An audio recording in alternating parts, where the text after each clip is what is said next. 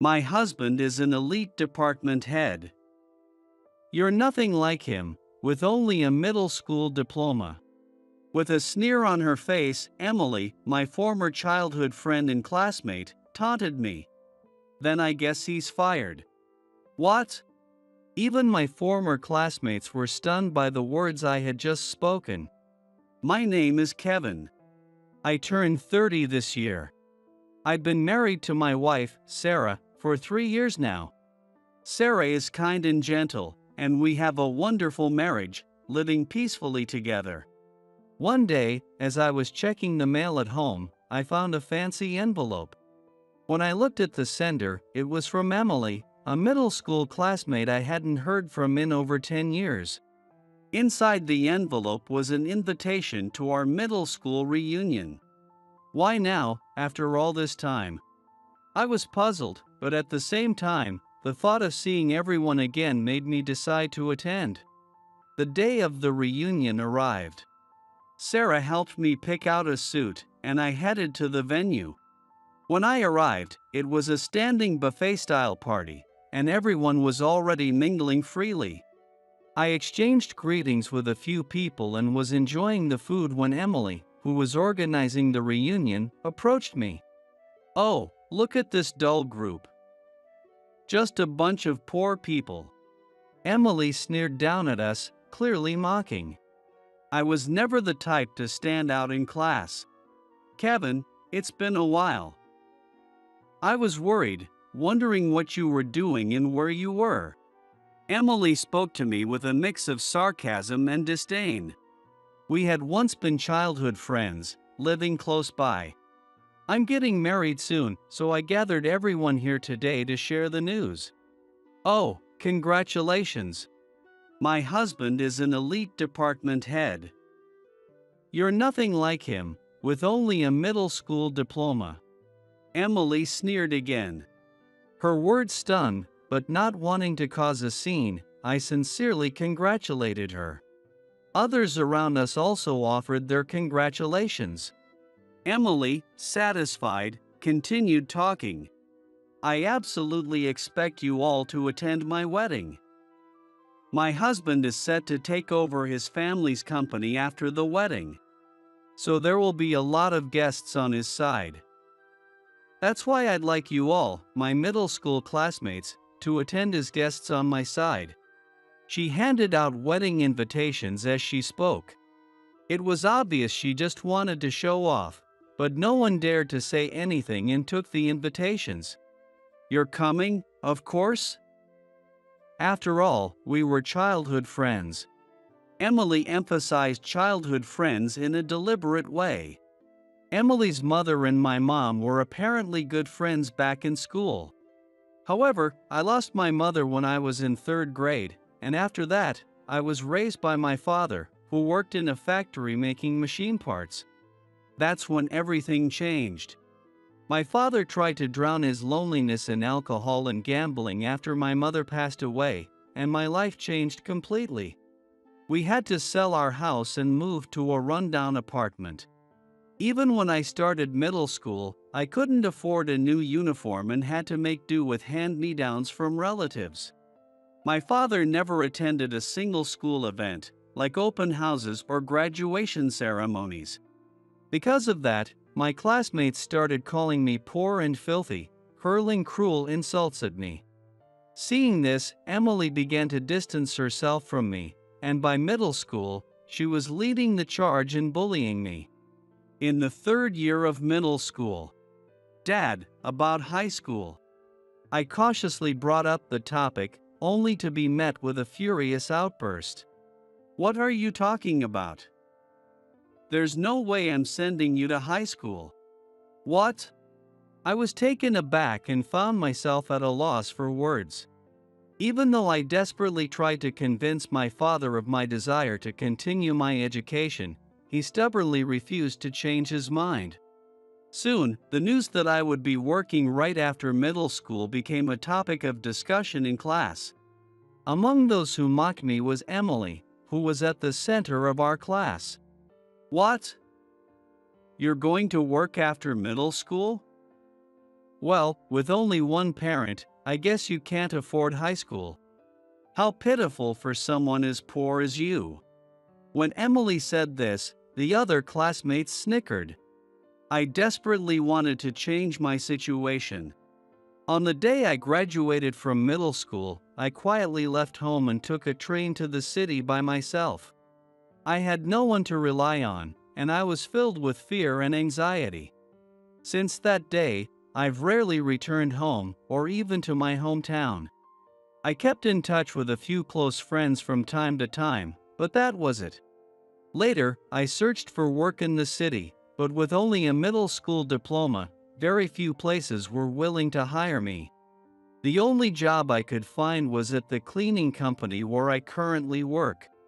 Given that I've always been a bit of a neat freak, this job seemed to suit me. I worked diligently, and a few years later, when I was 22, I met Sarah at my workplace. I was drawn to her beautiful smile and the respectful way she treated everyone, and then she surprised me by asking me out to dinner. We continued dating and eventually got married. When I decided to marry Sarah, I figured I should at least inform my father, so I gave him a call. But he sounded utterly uninterested. "Oh, someone actually wants to marry you? She must be pretty quirky. Dad, that's not a very nice thing to say." "Well, as long as you don't involve me, do whatever you want." I had secretly hoped he might be a little happy that his only son was getting married, so I was pretty disheartened. But Sarah gently comforted me. "Kevin, I'm your family now, right? From now on, let's focus on building our happiness together." Her words touched me deeply, and I remember hugging her and shedding a few tears. Since then, I've tried to forget about my family and classmates, focusing instead on the life I've built. But suddenly, receiving an invitation to Emily's wedding, I decided to talk it over with Sarah when I got home. Maybe this is their way of trying to reconcile with you, Kevin. Maybe they've grown up and are rethinking things. You think so? I think you should go. Of course, I'll be there with you. All right. I'll attend, then. Thanks, Sarah. The next day, I marked attending on the invitation and sent it back. 3 months later, on the day of Emily's wedding, I put on my suit. Sarah had been wearing a dress since the morning, and her hair was beautifully styled. I couldn't help but be captivated by her. Together, we headed to the venue. The wedding was held at one of the largest and most well-known venues in the area. Well, considering she's marrying the president of Harrison Industries, it's no surprise the wedding is this grand. Yeah, I bet there are over 300 guests here. We chatted as we entered the chapel, waiting for the bride and groom to arrive. Emily walked down the aisle with her father, looking genuinely happy. Her father, too, had a proud look on his face. I clapped along with everyone else, but watching this scene made me feel a little envious and uneasy. My father hadn't attended my wedding, and sensing how I felt about it, Sarah had kindly suggested we have a small ceremony, just the two of us.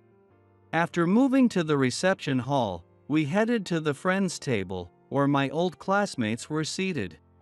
Everyone seemed curious about Sarah, with some even asking about her educational background, amused by the situation. Sarah just laughed it off gracefully. I exchanged a glance with her and took my seat. Then, the reception began. Emily, now dressed in the traditional outfit, beamed with a radiant smile. Next to her, the groom, Eric, had the appearance of a sharp and modern CEO. Everyone applauded the couple, celebrating their union. It seemed that many of the guests were executives and employees from Harrison Industries, all gathered to celebrate the couple's new beginning. Harrison Industries is a mid-sized machine design company, and it was no surprise that the wedding of its president was such a grand affair. As the reception reached its midpoint, The bride and groom exited for a quick wardrobe change. Taking this opportunity, I stood up and told Sarah I was heading to the restroom before making my way outside the venue. To my surprise, I ran into Emily and Eric, who had just exited earlier. They were taking commemorative photos after their exit. I hadn't anticipated bumping into them, and feeling slightly flustered, I quickly offered my heartfelt congratulations. "Emily, thank you for inviting me today. Congratulations on your marriage." Emily's expression turned sour as she responded with a dismissive tone. "Oh, you actually came. Did you manage to put together a proper gift? You seem to be wearing a decent suit, at least. Is this guy one of your classmates?" Eric, standing beside Emily, looked me up and down with a scrutinizing gaze. "Yes, he is. I didn't really want to invite him because I was embarrassed, but he insisted on coming." "Embarrassed?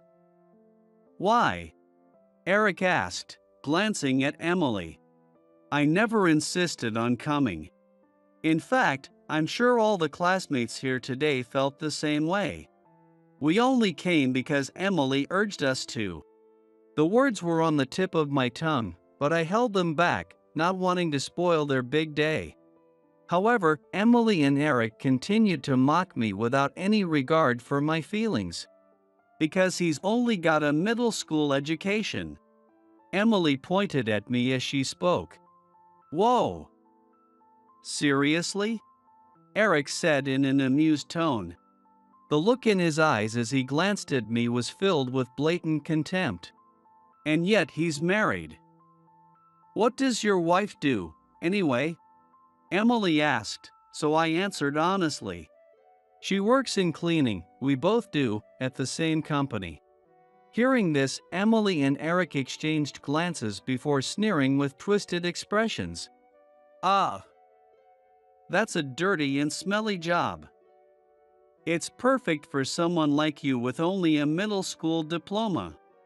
But if I were working for a cleaning company, I'd be too embarrassed to admit it. Yeah, as a CEO, I can't even imagine it. That's as low as it gets." "Hey, don't talk like that." I was angry, but Emily waved her hand dismissively as if shooing away an annoyance. "Just go home already. It's embarrassing to have you here. Poverty might be contagious. Yeah, why did you two even bother coming? Your wife should be ashamed, too. How can she not be embarrassed to walk beside someone like you?" With that, Emily and Eric turned their backs on me and quickly walked away. I clenched my fists, trembling with anger. After everything I went through in middle school, I still came here wanting to genuinely congratulate them, and this is how I'm treated. To not only insult me but also mock Sarah and our work. This is unforgivable. As I stood frozen in the hallway of the wedding venue, I felt a gentle hand on my shoulder. "Sarah, I heard everything, Kevin. I have an idea." Though Sarah wore a calm smile, her voice carried a clear edge of anger. Afterward, I returned to the reception hall with Sarah. A while later, Emily and Eric re-entered the room after their outfit change, but when they noticed I was still there, their faces twisted with displeasure. I did my best to avoid looking at Emily and tried not to let it bother me. As the reception approached its final moments, the host picked up the microphone and began moving around the room. Apparently, the host was going around the room, asking guests to share their congratulations for the couple. Employees from Harrison Industries praised Eric, while a woman who seemed to be one of Emily's friends teared up and said, "I wish you all the happiness." This created a warm and emotional atmosphere. The host eventually made their way over to our table, where Emily's middle school classmates were seated. Here we have the middle school classmates of the bride, Emily. We'd love to hear your words of congratulations. With those words, the microphone was handed to me. I glanced at Emily, who was glaring at me with a look that clearly said, "Don't you dare say anything unnecessary." I instinctively looked over at Sarah, who gave me a silent nod. I nodded back and began to speak. "I'm one of the bride's classmates. I have just one thing to say. From this point forward, my company, Anderson Cleaning Services, will be terminating all contracts with Eric's company, Harrison Industries." A sudden silence fell over the room. I smiled and handed the microphone back to the host. What exactly does that mean?" The host stammered, visibly sweating, as Emily suddenly spoke up from the head table. "I'm sorry, everyone. This man is emotionally unstable and prone to lying. It's so embarrassing.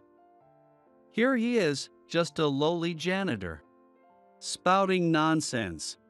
Eric quickly jumped in. "That's right. People like them don't belong here. Get them out of here."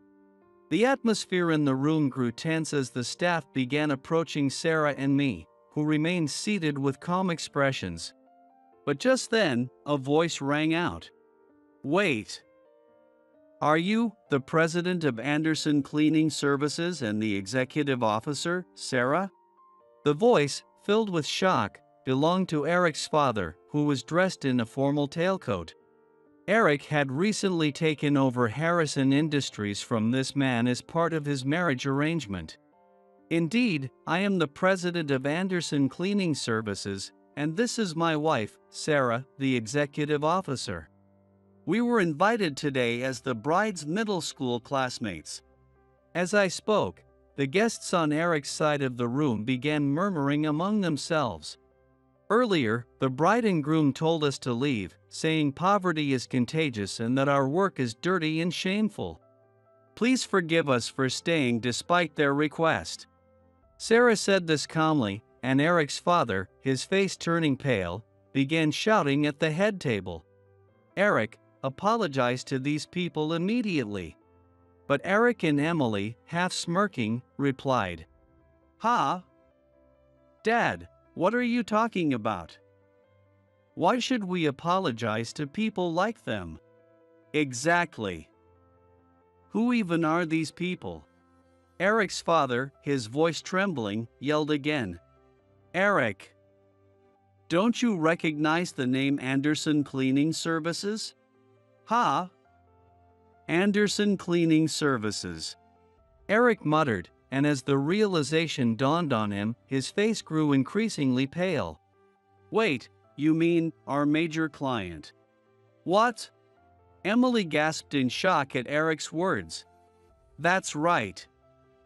Recently, we commissioned your company to design and develop cleaning equipment for our business," Sarah said quietly, and I continued. "We also recently placed an additional order for the development of a new vacuum model." In reality, Sarah is the daughter of the owners of Anderson Cleaning Services, a company that I joined after moving to the city. The company I joined after moving to the city was actually run by Sarah's parents. Today, in addition to providing cleaning services, the company develops its own line of cleaning products and has recently entered the e-commerce business. As a result, it's one of the rare cleaning companies that has grown into a $100 million business, with over 6,500 employees at its headquarters alone. I worked my way up from the ground level, contributing to the development of cleaning products that became hits, eventually earning the position of head of product planning at the headquarters. It was there that I met Sarah, and we eventually got married. Despite knowing that I only had a middle school education, Sarah and her family welcomed me warmly. Wanting to repay them for their kindness, I threw myself into my work. Last year, when Sarah's father retired, I was set to take over as president of the company. If we lose the contract with Anderson Cleaning Services, do you have any idea how much financial damage that would cause us? Eric's father, his face now beet red, yelled at his son, who was trembling uncontrollably. Something like this. I had no idea.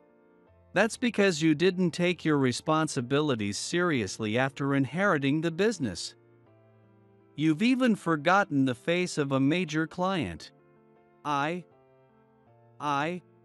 never should have handed over the company to you. Come with me, now. Eric's father stormed over to the head table, grabbed Eric by the collar, and dragged him over to where we were. He then forcefully pushed Eric down, making him bow an apology. Please, I beg you for forgiveness. We cannot afford to lose such a critical project that our company's future depends on. Eric's father pleaded, bowing low beside his son. I'm deeply sorry. Please forgive me. Eric, also bowing, began sweating profusely as drops of sweat fell to the floor. As I watched this scene, Sarah turned to me. Kevin, what do you want to do? Then he's fired. He's clearly not fit to be a president. What? When I said this, my former classmates gasped, shocked to realize the level of authority I wielded. Eric's father quickly spoke up in a panic. Of course. It was a mistake on my part to trust him with the company. Well, I have no intention of forgiving him. I was foolish to place an order for new products as a wedding gift. Cries of dismay erupted from the Harrison Industries guests. I even noticed Ryan, the head of sales, collapse in a fit of panic. When I heard at the reunion that Emily was marrying the president of Harrison Industries, I decided to place a large order for new products with their company. I genuinely believed that by inviting me to the wedding, Emily wanted to reconcile. But that expectation was thoroughly betrayed. Emily, who had been watching the situation with a bewildered expression, suddenly turned red and lashed out at me. Who do you think you are, talking like that, whether you're a president or a vice president? I glared at Emily and shot back. Emily, you should be more worried about yourself. If we pull our business, Harrison Industries will suffer significant losses. You might not get to enjoy that luxurious life as a stay-at-home life you were bragging about. Emily's face turned pale as she finally realized the gravity of her situation. Kevin, let's go. Yeah, Sarah. With Eric and his father still groveling on the floor, and Emily standing frozen with a pale face, I put my arm around Sarah's shoulder and walked out of the room. Afterward, we did indeed terminate our contracts with Harrison Industries. The company suffered severe financial damage as a result, and Eric was stripped of his position as president to take responsibility. Disowned by his father, Eric lost everything, his status, his money, all of it. It seems that with nothing left to hold on to, Eric and Emily eventually chose to divorce as their arguments became constant. Abandoned by her family and with no one left to turn to, Emily now reportedly works in the nightlife industry, living on her own.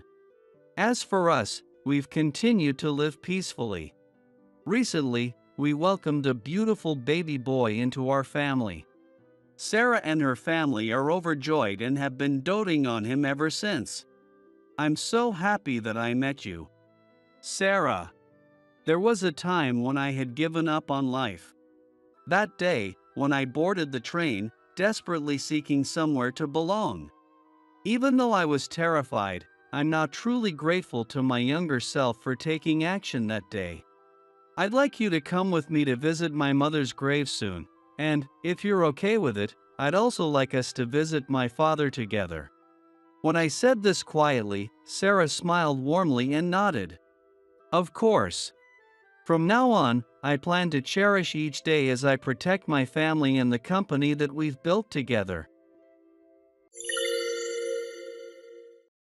You must be pretty good at your job if you're giving me a lecture, huh? Let's see you talk to this guy on the phone, old man. Oh, by the way, He's French. I had just retired and been rehired as a part-time employee. It seems like he's not too happy about taking orders from someone like me. Ryan, the new hire who loves to brag about his Harvard degree, challenged me to negotiate in French. Hey, old man. Go on, talk to him. You were acting all high and mighty, weren't you? What's the matter? All talk, huh? Ryan gave me a little shove on the shoulder. I was seriously getting annoyed. Is that so? I took a deep breath and picked up the phone. When Ryan saw what I did, his face went pale. My name is John. I'm 65 years old and just retired this year. After years of hard work, I was asked repeatedly during my retirement farewell tour to stay with the company. I was happy that my contributions had been recognized, so after discussing it with my wife, I decided to rejoin a large, well-known trading company where I had connections. I never thought I could get another job at 65, so I was eager to prove I still had what it takes. However, I had also planned a trip abroad with my wife. You don't have to push yourself too hard, you know? You really love your work, don't you? What are you talking about? Of course, you're more important to me than work. But are you sure? You could still take on a full-time position if you wanted to. No, it's fine. I've worked hard enough already. It's time to let the younger folks take the lead. My wife understood my passion for work, and she also knew how much I truly loved my job. But since we had the chance to travel together, I wanted to make the most of it. This would be our first trip alone together since our honeymoon. During my interview, I requested to be hired as a part-time employee so I could have a flexible schedule. Of course. We'd be thrilled to have you, John. The company was more than happy to accommodate my request. They assured me that they'd adjust my schedule whenever necessary. And so, I was fortunate enough to start working part-time. In this new company, I recognized a few familiar faces from previous dealings, which made the job easier. Of course, there were plenty of new things I needed to learn, but I used my experience to compensate for my age and quickly got up to speed. Just like before retirement, my hard work was appreciated by those around me. John, you're really fast. As expected. Well, I'm getting old. I used to pick things up a lot quicker back in the day. If there's anything you don't get, just ask me. I'm getting pretty good at this job now, too. Even though, technically, I was the junior in terms of hire date, the familiar employees treated me warmly. Some of them even came to me with questions when they were stuck, knowing about my previous work experience.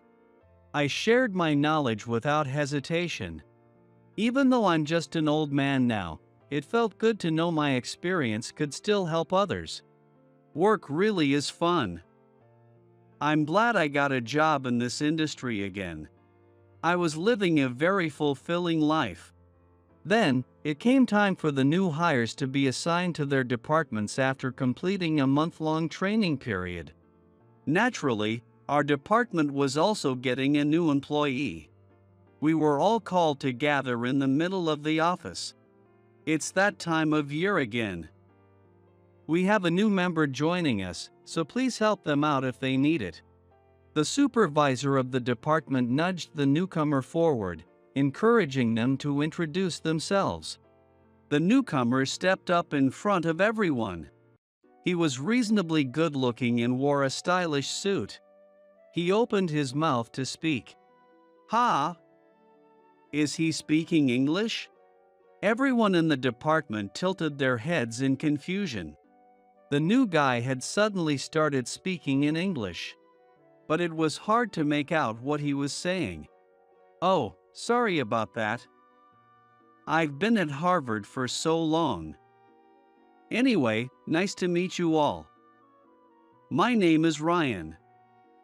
I'm looking forward to working with you." The new guy, Ryan, bowed his head. Despite the surprise of him speaking English, everyone clapped politely.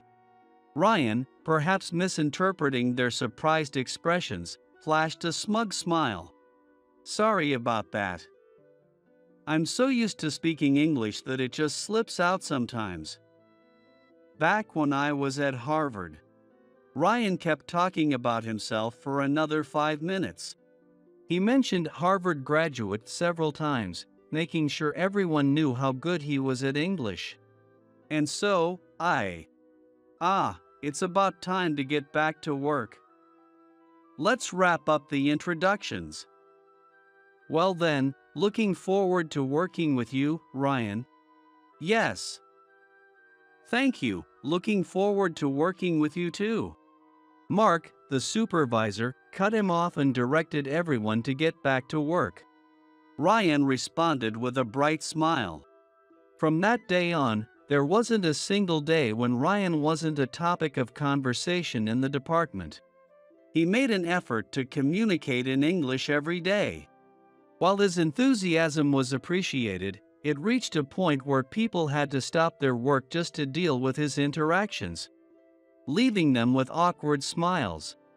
As we worked together, we realized that Ryan's so-called fluent English was actually quite hard to understand.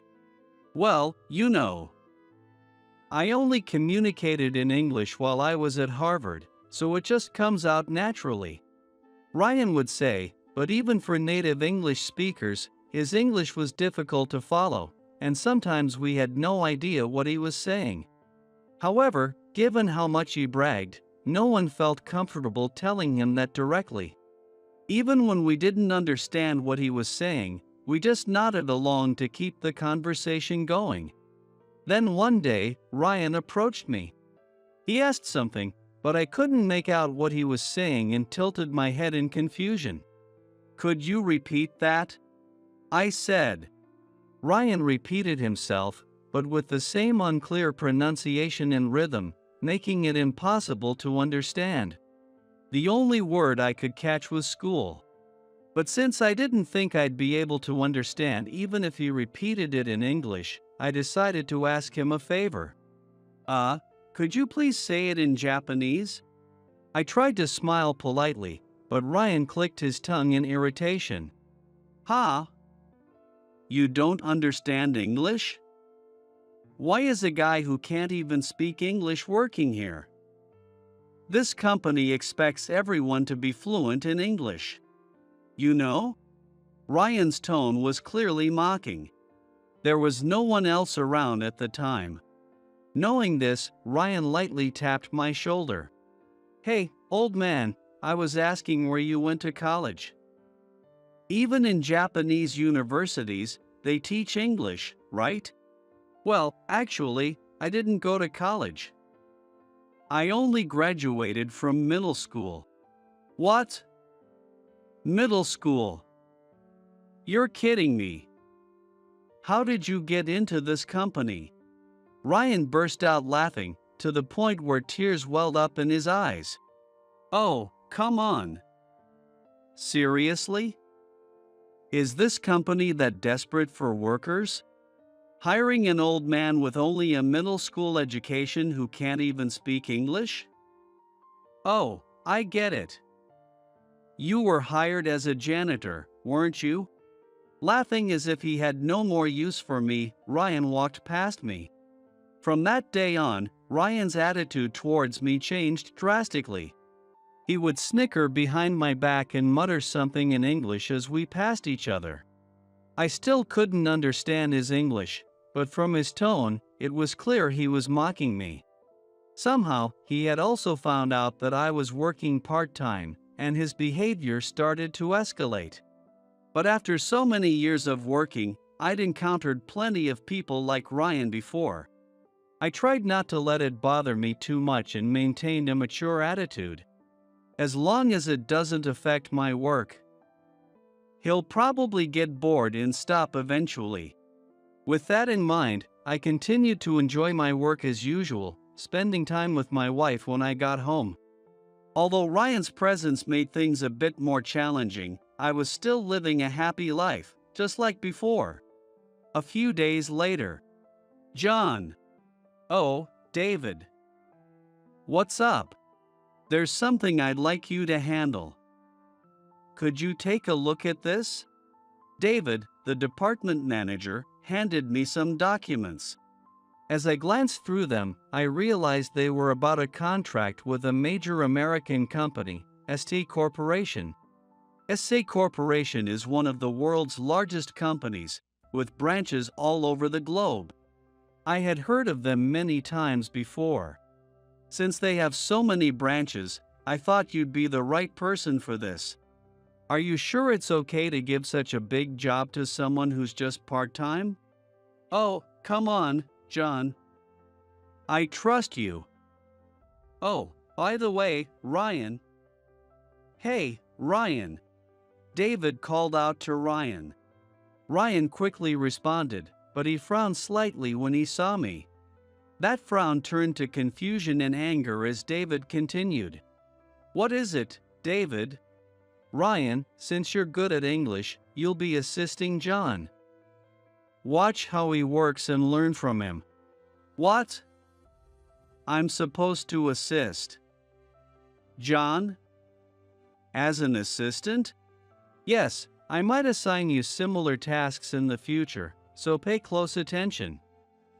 John, I'm counting on you. Got it. David cheerfully walked away from the department. I headed to the printer to make copies of the documents. Behind me, I could hear Ryan grumbling. Why do I have to? Why with this old man? I couldn't help but let out a deep sigh. Turning to Ryan, I looked him in the eye and gave him a firm but calm reprimand. Like it or not, work is work. Let's do this together. As David said, you might be handling this on your own someday, so pay close attention. Here are the documents. We'll start the meeting soon, so I'll go reserve a conference room. Wait there. Ryan looked displeased. Without saying a word, he took the copied documents from me, and I went off to reserve the room. After securing the room and sending a message to Ryan, I went to the archives to find additional materials. When I returned to the department with the documents I found, Ryan was already gone. According to my colleagues, he had already headed to the conference room. I grabbed my laptop and headed to the room as well. You're late. I've been waiting. Ryan muttered the moment I opened the door. His tone was entirely different from when David was around, and I felt a surge of irritation. But I reminded myself that he was still young. He probably had a lot of frustrations with me. I opened my laptop on the desk and handed Ryan the additional materials. I was looking for more information. We're dealing with a large company, so the usual Japanese methods might not work. It's important to gather as much information as possible. Researching documents is crucial. I handed him the materials. Here, these and these. Make sure you go through them. He snatched the documents from my hand, almost yanking them away. Ryan took the papers with a sulky attitude. Why do I have to assist this old man? He can't even speak English. Do you even know how to use that laptop? Want me to show you how to use the keyboard? I know how to use it just fine. I clenched my fist. I squeezed it tight, trying my best to hold back my frustration. It couldn't be helped. He's still young, after all, rebellion is to be expected, and he's bound to make mistakes at work too. I had seen Ryan approach his work with a serious attitude before, so I believed he would put in the effort this time as well. As long as he could complete this big project successfully, that's all that mattered. With that in mind, I suppressed my anger at Ryan's words. After he finished reading through the documents, We started discussing how to proceed with the negotiations. Based on the information we have, this company excels in this area, and they seem to be looking for this right now. So, we should focus on pushing this. No, this one's better. If it were up to me, I'd do it like this. But that approach could cause problems. Problems that haven't even happened yet. And besides, it wouldn't result in much of a loss, right? What are you talking about? Even if our losses are minimal, the other company could suffer significant losses. That's why we should. Are you kidding me? That would just reduce our profits and create unnecessary work. Ryan opposed every suggestion I made. He didn't nod in agreement a single time during our discussion. I tried to stay calm, thinking he might have a better idea, so I listened to his opinions. But every suggestion he made had flaws. His proposals were all focused on maximizing our company's profits, without considering how the other company would react. Time passed with nothing decided. And Ryan became increasingly frustrated with me for not going along with his ideas. This plan is terrible. Seriously, everything the low-educated old man comes up with is useless. You're so dumb, old man. I'm still your senior. Don't use such language while we're working. But you're just a part-timer, right? Does a part-timer even count as a senior? I'm a full-time employee. Being part-time doesn't matter right now. The job is the job, so do it properly. Yeah. We continued typing up the plan on the computer, preparing the documents to submit to David. When I reached the section for person in charge of calls who would handle the negotiations, Ryan took it upon himself to type in his own name. John, you can't speak English, right? Leave it to me. Unlike someone with just a middle school education, I've got real experience abroad. He typed with a smug grin on his face. He even started filling in details that hadn't been agreed upon yet, without consulting me. I felt something snap inside me. Enough! Work is not a game. My sudden shout made Ryan flinch, but then he stood up, trying to tower over me. You're the one who should back off. You're just some low-educated old man who shouldn't even be handling this kind of work. You're just an old guy with nothing going for you except your age, and it's pathetic how David grovels to you. Someone like you should be stuck in the back organizing papers in the warehouse. Why don't you go do that instead? Ryan's outburst made me stand up as well. I'm still your senior, and you should know better than to use such language in a professional setting. How do you think it feels for your co-workers to hear such disrespectful words? My loud voice startled Ryan. I rarely raised my voice, so he seemed genuinely shocked. But I didn't care. I pointed to the documents spread out on the table and continued. You haven't even properly reviewed these materials. You don't know anything about the other company. You haven't even bothered to do any research. Nor have you asked me any questions. Understanding your negotiation partner is the most basic principle of this job. Haven't you been taught even the basics? Ryan's face turned bright red as he slammed his laptop shut. Then, he grabbed his laptop and stormed out of the conference room. As he left, he loudly clicked his tongue. If you're going to be like that, then why don't you just do all the grunt work yourself, old man? A part-timer like you should stick to the basics. Wait. I called after him, but Ryan kept walking and disappeared somewhere. I watched him vanish beyond the door, and then I regained my composure. Taking a deep breath, I sat down alone in the now quiet conference room. The next day. Considering how heated our argument was, I figured Ryan wouldn't show up for work. Maybe I should have handled it more calmly. I felt a twinge of regret and a bit of loneliness as I headed to work that morning. However, as soon as I arrived, Ryan, looking rather smug, came straight over to me. "Good morning, John. Wow, you've already reset your mindset. That's impressive, really." Impressed by Ryan's quick recovery, I greeted him cheerfully as well. "Oh, good morning, Ryan. About yesterday," I began, but Ryan cut me off and handed me a document.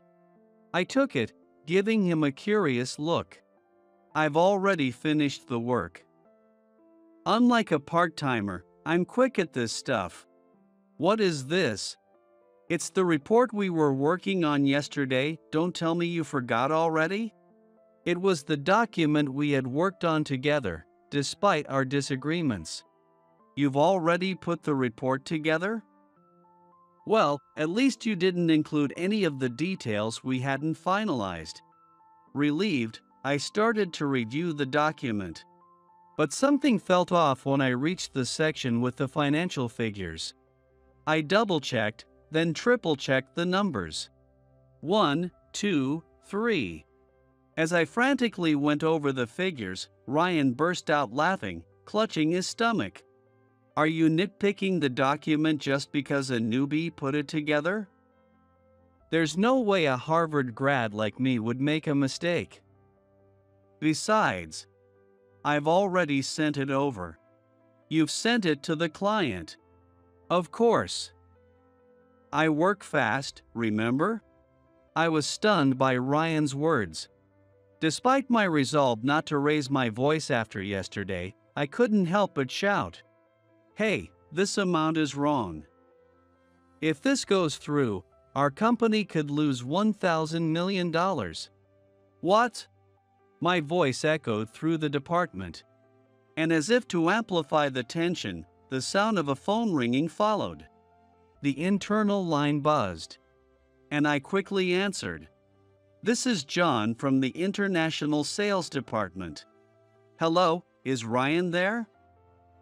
"There's a call for him from the French branch of ST Corporation." It was a call for Ryan. Ryan snatched the phone from my hand, asking to be connected.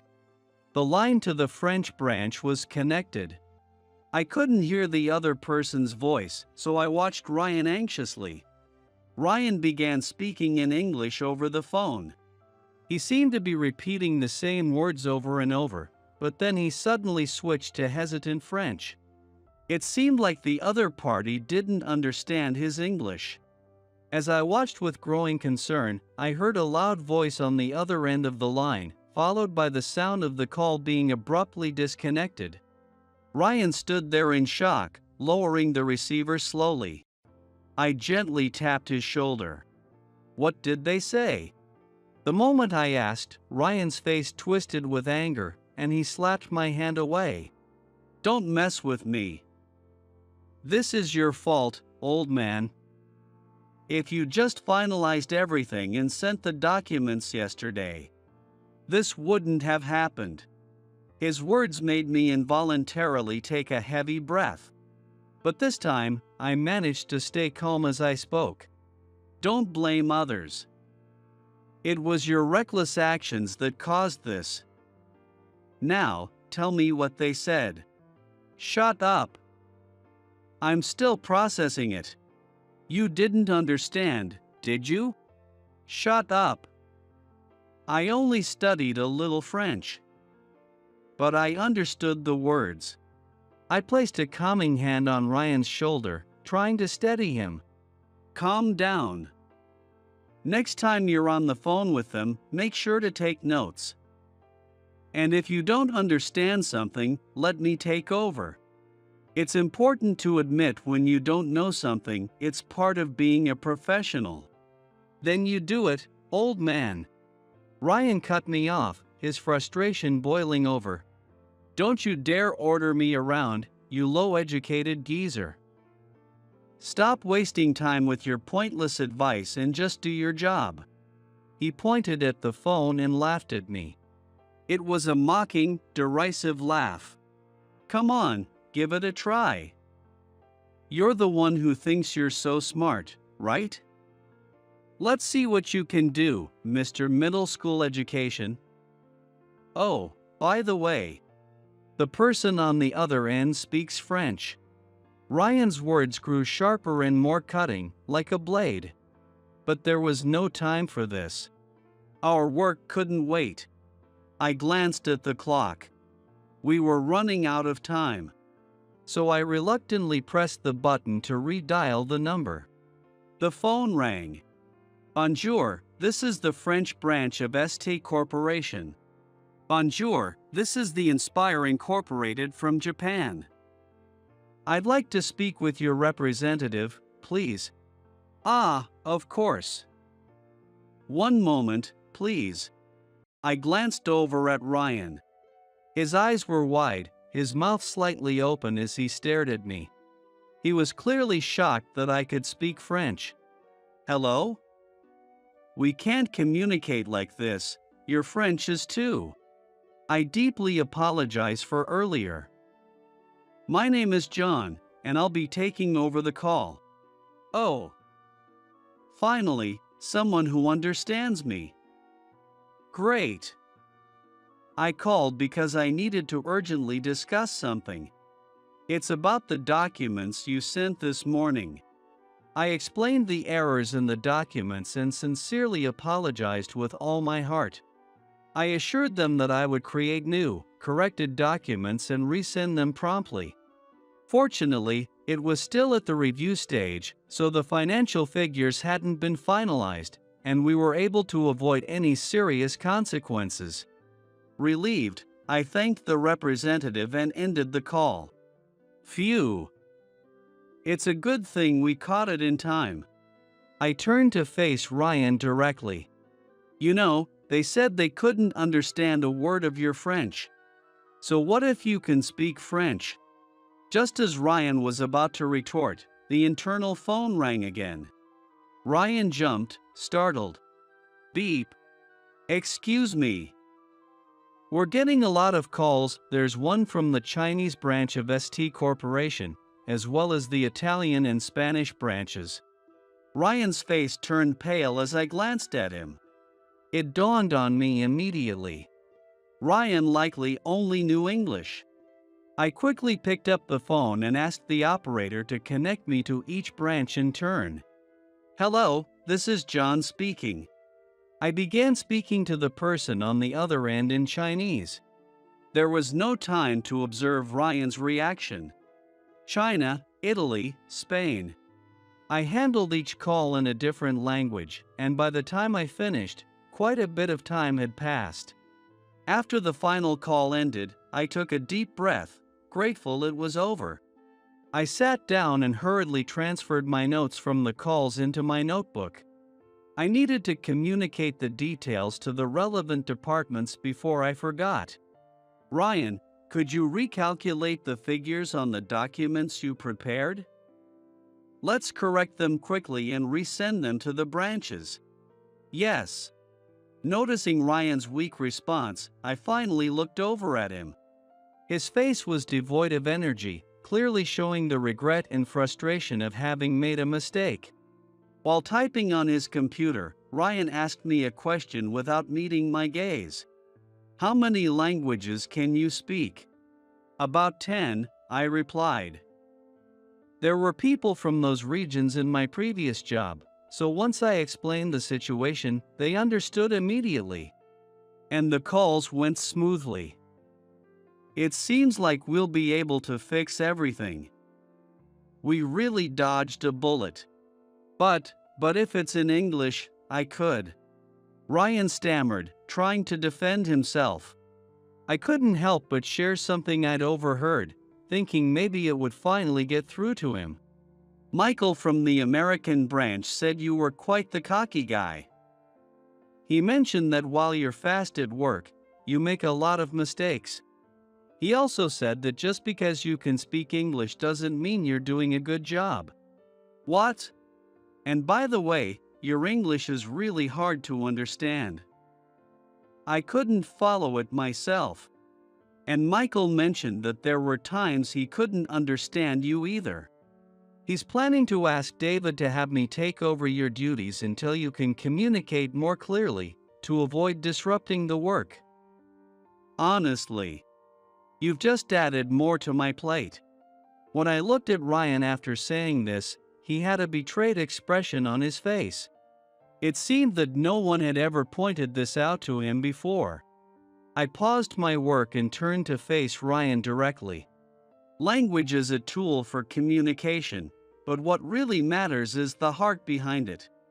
Being able to communicate should be a given, there's no point in flaunting it. You didn't graduate from Harvard just because you could speak English, right? It was because you studied hard and learned how to use English to accomplish something more. I gently patted Ryan's back, trying to encourage him. I made plenty of mistakes when I was younger too. I was often ridiculed for only having a middle school education. But I wasn't mocked forever. I worked hard, overcame those challenges, and that's why I'm here now. Ryan, you're still young, so it's okay to make mistakes. Just make sure you don't repeat them. Ryan, who had been yelling earlier, was now quiet. He looked down, seeming to contemplate what I had said. Eventually, he nodded silently in agreement. Satisfied, I turned back to my desk. All right, let's get back to work. Don't worry, we've managed to pull through so far, so let's keep it up and finish the job. Okay. Ryan responded softly. From that point on, the work flowed smoothly, with no more arguments between us. The workday had finally come to an end. Outside the window, the sky was pitch dark. Normally, I'd start packing up with a sense of accomplishment, but today, I had somewhere else to go with Ryan. With both of us feeling nervous, we knocked on the door in front of us. The sign on the door read "President's Office." Knock, knock. Come in. It's John and Ryan. Ah, come in. Excuse us. Excuse me. Together, we opened the door to the president's office. Inside was our president, Mr. Anderson, his face stern with anger. This meeting was about today's mistake. We had narrowly avoided a huge loss, but it had been a close call. I had immediately informed Mr. Anderson of the situation. What were you thinking? Ryan, still standing, was scolded by Mr. Anderson. If he had looked pale before, now he was beyond pale, practically ghostly white. His face was drained of all color, as if he were a dead man walking.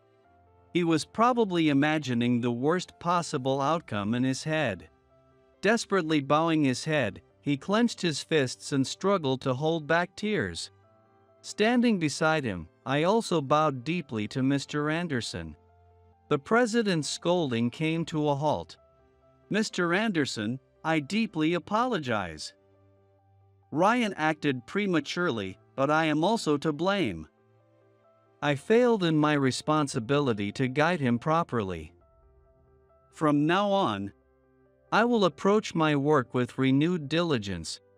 I bowed my head repeatedly in apology. Seeing my sincerity, Mr. Anderson sighed deeply, looking conflicted, before sitting back in his chair. I'll let this slide, thanks to John. But Ryan, you need to be prepared to leave the company if you make another mistake like this. Ryan looked up at Mr. Anderson. Mr. Anderson nodded solemnly. Thank you. I'll be extremely careful not to make any more mistakes. Thank you so much. Thank John for that. Now, both of you must be exhausted. Go home for today, and let's continue working hard from tomorrow. Yes, thank you. Thank you, and have a good night. After bowing again, we quietly left the president's office. As soon as we stepped out, Ryan turned to me and bowed deeply. "John, thank you. Really, thank you." His attitude had completely changed. He seemed like a different person. It was as if Ryan had been reborn. I waved my hand dismissively as I prepared to leave. But before I could finish, Ryan, with newfound determination, bent at the waist in a gesture of respect. "John, please let me learn from you. I want to observe and learn from your example in this job. Please teach me everything you can. I'm asking you sincerely." Hearing his words made me feel appreciated, and I couldn't help but smile as I scratched my cheek. "Just make sure you watch and learn." "Yes." From that moment on, Ryan became much more humble. It was as if he was a completely different person. He stopped bragging entirely and began listening carefully to others. When problems arose, he quickly sought advice. The large project we were working on proceeded smoothly without any further mistakes. As I worked closely with him, I realized that his Harvard education had given him a sharp intellect. He was highly capable, picking up new skills quickly and applying them effectively. He was an exceptionally talented individual. Even the issues I had noticed with his English improved significantly after I pointed them out. Ryan took the feedback to heart and worked hard to correct his mistakes, making his English much easier to understand. Correcting deeply ingrained habits in language is difficult, but Ryan put in the effort to practice diligently. I had Ryan speak with Michael, our American contact, over the phone to test his progress. Michael was deeply impressed. "Now I can trust him with this," he said, giving Ryan his full endorsement. As a result, my workload began to decrease, and now I'm able to take time off whenever I want, making more room in my schedule. Now, I enjoy spending time traveling abroad with my wife while continuing to work hard. Mistakes are something everyone makes. There isn't a single person who hasn't failed at some point. However, what matters most is what you do after making a mistake. I've come to believe that it's okay to fail repeatedly as long as you keep trying to correct those failures. What's important isn't hiding your mistakes, but learning from them and moving forward, something I've learned anew at my age. "Stop it, please. This is unacceptable." "Ha? What's the problem? I just touched you a little." As I walked through the hallway of our client's company, I suddenly heard a woman scream from somewhere. Rushing towards the sound, I found a petite woman being cornered by a man in a cramped break room. "What the hell are you doing? She clearly doesn't like this." As I stepped inside and stopped, I realized the man was likely an employee of the company. He looked me up and down, sneering at my work uniform. "And who the hell are you? Some subcontractor? Mind your own business, outsider. It doesn't matter if I'm an outsider or not." "She's uncomfortable, back off." "Ha? A lowly subcontractor like you, acting all high and mighty?" The man shouted in anger and threw the coffee he was holding into my face. The coffee dripped down my face, staining my light gray work uniform with dark brown spots. "Look at that, I cleaned up your dirty work clothes for you. A stain like that suits a ground-crawling subcontractor like you. You pathetic loser. You? Are you all right?" The woman, who had been trembling and on the verge of tears, hurriedly began wiping my face with a handkerchief. The man had no idea yet. This encounter would mark the beginning of his descent into a living hell, drastically altering his fate. "My name is Jake. I am the head of the development department at a major manufacturer." Although the title of department head usually brings to mind someone sitting comfortably in an office giving orders to subordinates, I, a graduate of an industrial university, often head out to the field in my work clothes. It allows me to gather various opinions and get a clearer understanding of the situation. Today, as usual, I changed into my work uniform and headed to our factory. While gathering feedback from employees on whether there were any issues with the products, I was also thinking of new ideas for product development. Jake, the delivery of parts has been delayed recently, and the manufacturing process is also falling behind. Is there anything we can do about this? An employee in charge of the manufacturing line approached me. Although I work in product development, not in the manufacturing department. Could you talk to Ted, the section chief of the manufacturing department, about that? But Ted is so laid back, he hardly ever contacts the head office. But you go back to the head office every day, right? Could you just mention it to the person in charge of ordering? Alright, I'll talk to them. To be honest, it's against the rules for someone from a different department to step in and interfere, ignoring the hierarchy within the company. Even my response just now wasn't exactly praiseworthy. There's a problem with the employee asking me, who isn't their direct supervisor, and with me not being able to refuse. Yes. I've always had trouble saying no when someone asks me for something. You could say I'm a good-natured person, but in my case, being a people pleaser or indecisive is more accurate. In other words, I'm afraid of being disliked. When I returned to the head office, I received a call from the president's office, asking me to come immediately.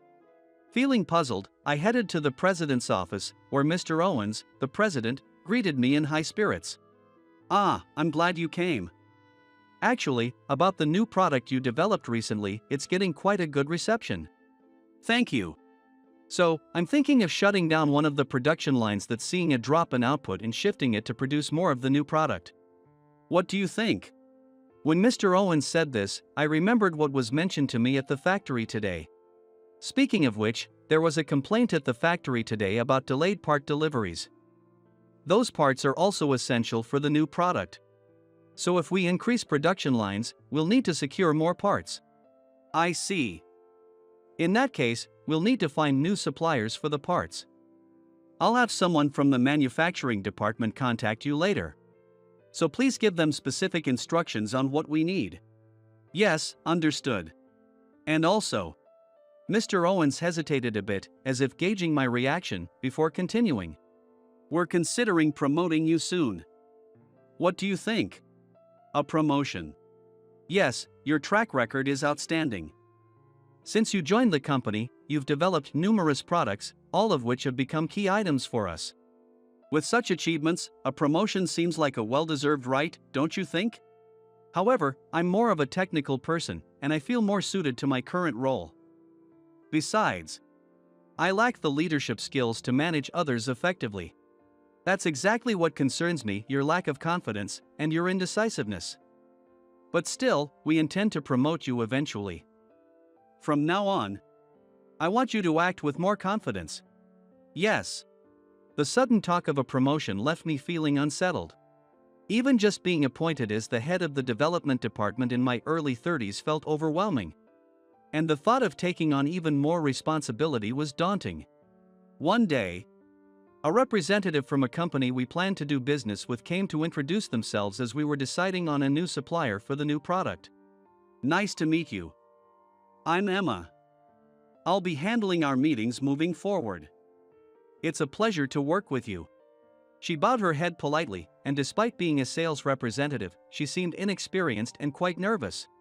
It was endearing in a way, and as we met several times for meetings, I learned that she had recently transferred from a technical role to the sales department.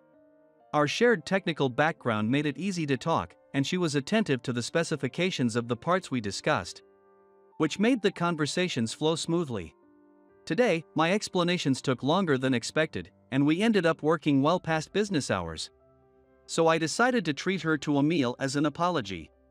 That said, I was too shy to invite her out for a meal, so I ordered takeout to the office, and we ate in the conference room. I feel bad, you're treating me to a meal when it was my fault for asking so many questions. No, I should be the one taking you out to a nice restaurant, but I know women usually don't like being asked out by a superior at work. So, let's stick with takeout for now. Oh, not at all. I really appreciate how clearly you explained everything to someone like me who's not great with words. And, honestly, I'd love to go out for a meal outside of work too, if that's okay. What? Her unexpected comment took me by surprise, but I quickly composed myself, not wanting to get carried away. That makes me happy, but during negotiations, rumors can start easily. For now, let's stick to takeout at the office. I'll find some really good delivery options for us. Yes. Thank you. Our professional relationship continued to go smoothly from there. The supply of parts for the new product was efficient, and the new production line was getting up and running. Sales were strong, and production was struggling to keep up, leading to discussions about building a new factory dedicated to the new product. That's amazing. Your product is trending online. Thanks. Because of that, we're even planning to build a new factory. If that happens, the number of parts we'll need from your company will increase several times over. Several times over? That's incredible. Yeah, but at the same time, there's talk of my promotion as well. Isn't that great news? Well, it's not as great for me. You see, I have a hard time saying no to people. I'm worried that if I get promoted, no one will want to follow me. I found myself confiding in her about my indecisive nature, as our conversations had become more relaxed. You know, I just can't say no when people ask me for things. I worry that even if I get promoted, no one will want to follow someone like me. That's not true. Sure, subordinates often have high expectations of their superiors, but I'm sure many people appreciate your kindness and humanity. I bet they'd all follow you. Do you really think so? As her words started to boost my confidence, I noticed she suddenly looked downcast. Even though I said all that, I'm the same way. It takes a lot of courage to say no, especially to a boss or a man. You worry they might retaliate later, you know? Even you feel that way? Of course. But, well, I'm going to work on saying no when I need to from now on. Yeah, let's both work on that. Yes. We parted ways after our conversation, but I couldn't stop thinking about why I've always been so indecisive. I started reflecting on an incident from my elementary school days, which I believe is the root of my hesitation. It happened when I was a young boy, playing with my good friend, Danny, on the playground. Hey, you little brats. Get out of here, you're in the way. A group of older boys, probably middle schoolers, much bigger and mean-looking, approached us and demanded that we leave the playground. Back then, I was fearless, the type of kid who would say no without hesitation if something didn't sit right with me. So, I stood my ground and responded firmly to the older boys. No way. We were here first. What did you say, you little runt? Talking back to us, huh? You want to get hurt? Without warning, one of the middle schoolers hurled a baseball at us, aiming directly at me and Danny. I still remember how hard that baseball was, leaving a nasty bruise where it struck. Ouch. As I doubled over in pain, the boys laughed at my misery. The next moment, I heard a terrible scream from Danny on the other side. When I looked over, I saw that the same hardball that had hit me earlier had now struck Danny squarely in the face. Danny collapsed, clutching his face in agony. Let's get out of here. The middle schoolers panicked and ran off, leaving us behind. As a result, Danny ended up with a broken nose and fractured cheekbone, a serious injury. The middle schoolers who hurt us weren't caught immediately. Danny never blamed me, but our friendship became strained, and we gradually drifted apart. I was sure he had grown to dislike me. I deeply regretted standing up to those boys, which led to Danny getting hurt. I kept thinking that if I had just quietly left the playground, Danny wouldn't have been injured. From that moment on, I began avoiding conflict, becoming someone who couldn't say no. So that's it. I've been running away from challenges ever since then. Although I've grown into an adult physically, emotionally, I'm still that scared little boy. I realized that I'd been afraid of confrontation and rejection all this time. I can't keep living like this. I made up my mind to change myself and went to see Mr. Owens. Then, I informed him that I would accept the promotion he had offered. A short time later, it was decided in a company meeting that we would build a new factory dedicated to the production of the new product. As a result, we placed a massive order with Emma's company for specialized parts and factory equipment, totaling $100 million. While I was at the factory discussing details, Mr. Owens arrived with Mr. Smith, the president of one of our key partners. Let me introduce you. This is Jake, who will be leading the new project. Mr. Owens introduced me to Mr. Smith. Ah, So this is the man behind your company's latest innovations? Yes, that's right. He's still young, but he's got a bright future ahead of him. He's the one who's going to lead our company forward. Mr. Owens, please. I was taken aback by Mr. Owens' high praise. So you're the one everyone's been talking about. If Mr. Owens says so, I'm sure you're the right person for the job. I'm putting him in charge of everything related to the new project. Oh, by the way, Jake, could you go over to our partner's office and review the contract documents? Me? Right now? I was still in my work clothes, as the meeting at the factory wasn't finished. But Mr. Smith and the others didn't seem to mind. Sure, I'll accompany you.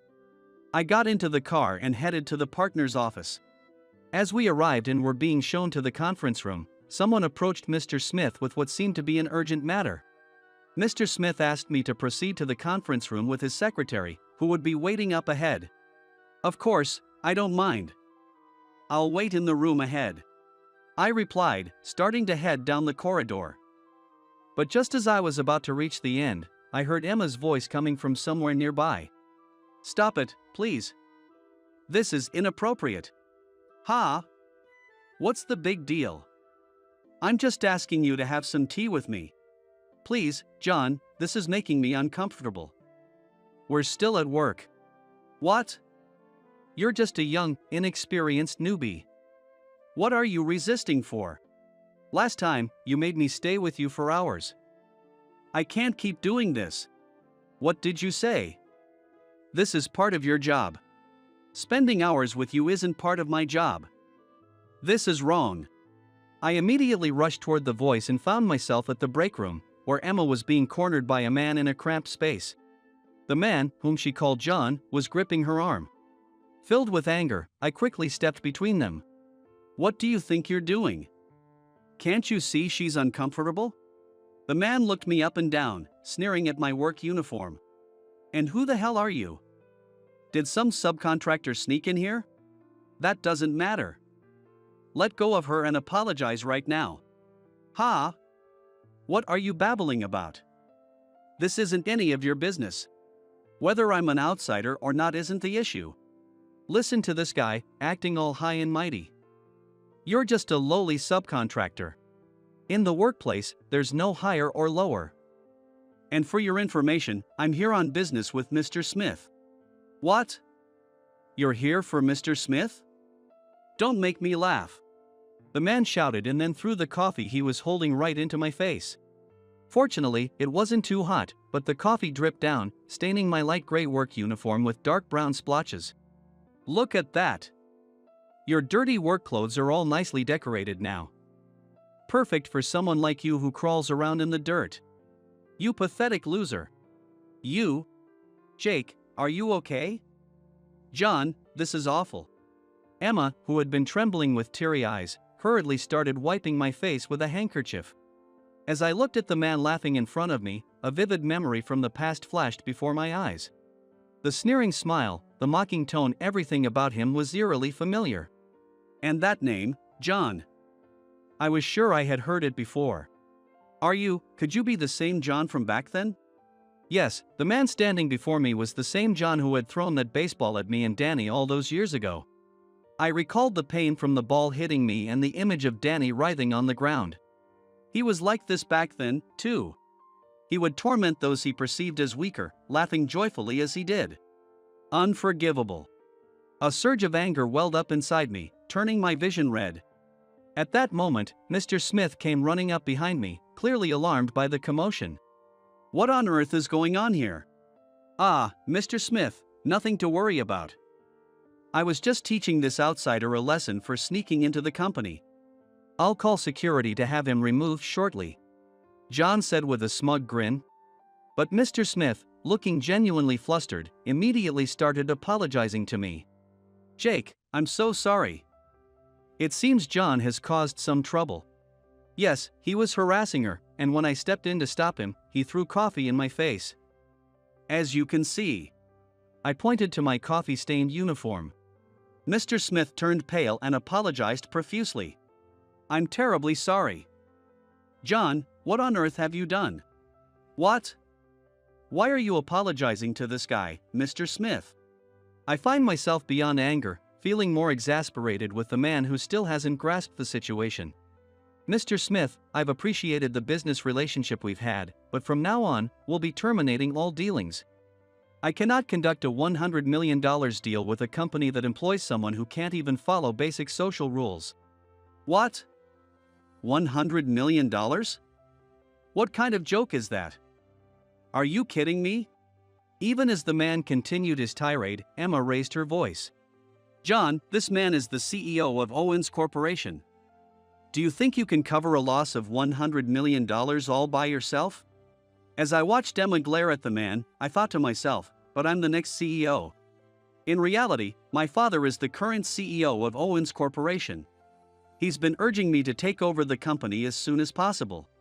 I had previously confided in Emma about being the son of the CEO. Due to my indecisiveness and reluctance to make decisions, I had been avoiding the heavy responsibility of being Owens's heir by working in a technical role. But I couldn't keep running away anymore. That man has been throwing around insults, calling me a subcontractor and a loser, but I happen to be the next CEO of Owens Corporation. And after being humiliated by having coffee thrown on my company uniform, I see no reason to continue our contract. My father has entrusted me with this deal, and I've decided that our business relationship ends here. Please wait. Let's discuss this in the conference room. No, Mr. Smith. I can't stay any longer in these clothes, so I'll be leaving now.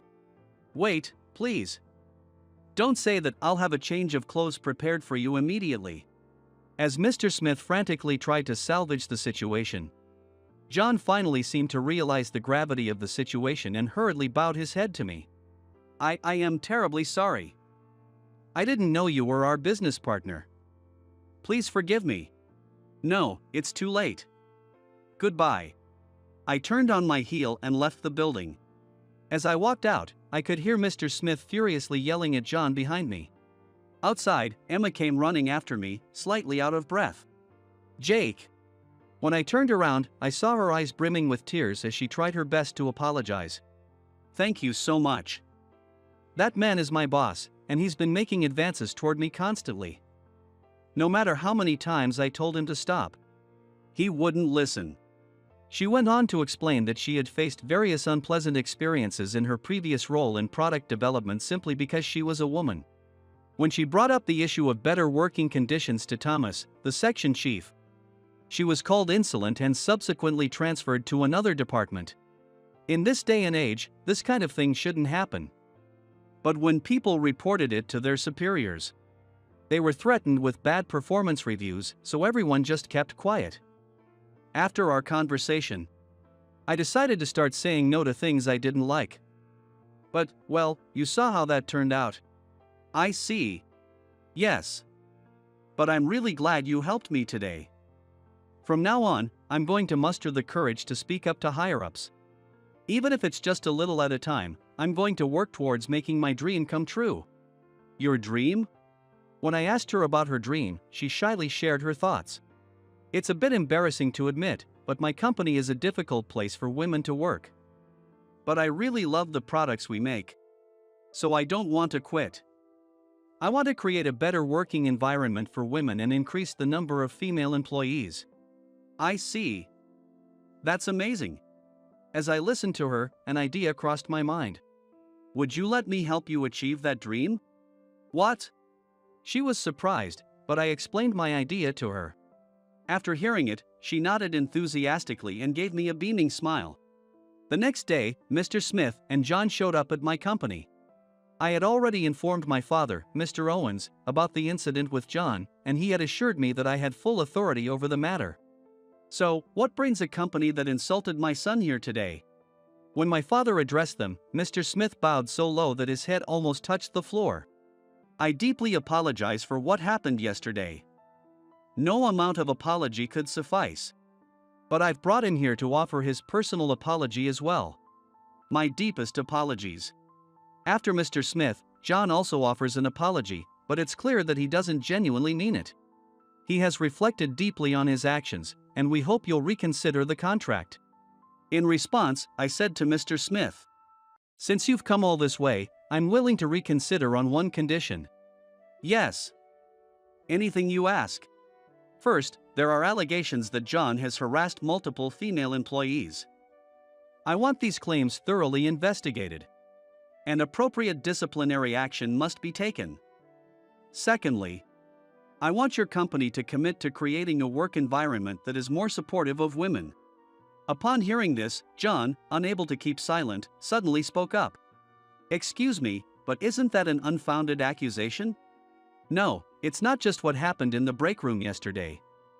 I've heard that you've been harassing female employees for quite some time. Ha! That's just her making things up. It's just the jealousy of a woman who can't get attention. Don't take her seriously. She's not the only one making complaints against you. You've been accused of claiming women are incompetent, forcing them to clean toilets, locking them in storage rooms, and denying them overtime pay. There are even cases of you unjustly transferring women to distant locations. The list goes on. What? And you believe these women? What's wrong with telling incompetent people they're incompetent? You have no proof that I harassed anyone. So stop with the nonsense. Oh, but I do have proof. Here are the written testimonies from those women, detailing the unjust treatment they received from you. We've also reviewed the security camera footage in the office, which clearly shows your actions. I placed a stack of complaint letters from the women on the table. John's face briefly contorted with fear, but he still refused to admit his guilt. Even if there's footage, it's probably just when they were coming on to me. And those letters? You must have paid them to make this stuff up.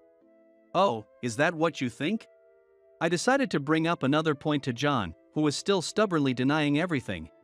By the way, didn't you have a run-in with the police a while back? For assault? What? How do you know about that? When you were in middle school, you threw a hardball at a kid playing in the park and caused a serious injury. Do you remember that? John seemed to recall something but tried to hide it. I don't know what you're talking about. You have no proof that I did anything wrong. If you do, show it right now. As John arrogantly demanded evidence, I smiled calmly and spoke. Then, from behind the partition in the room, a man stepped out. Well, long time no see. Though, the last time I saw you, it was through the glass at the police station, so I'm sure you don't remember me. No way. You're... Yes, I'm Danny, the kid you hit with a hardball, causing a serious injury.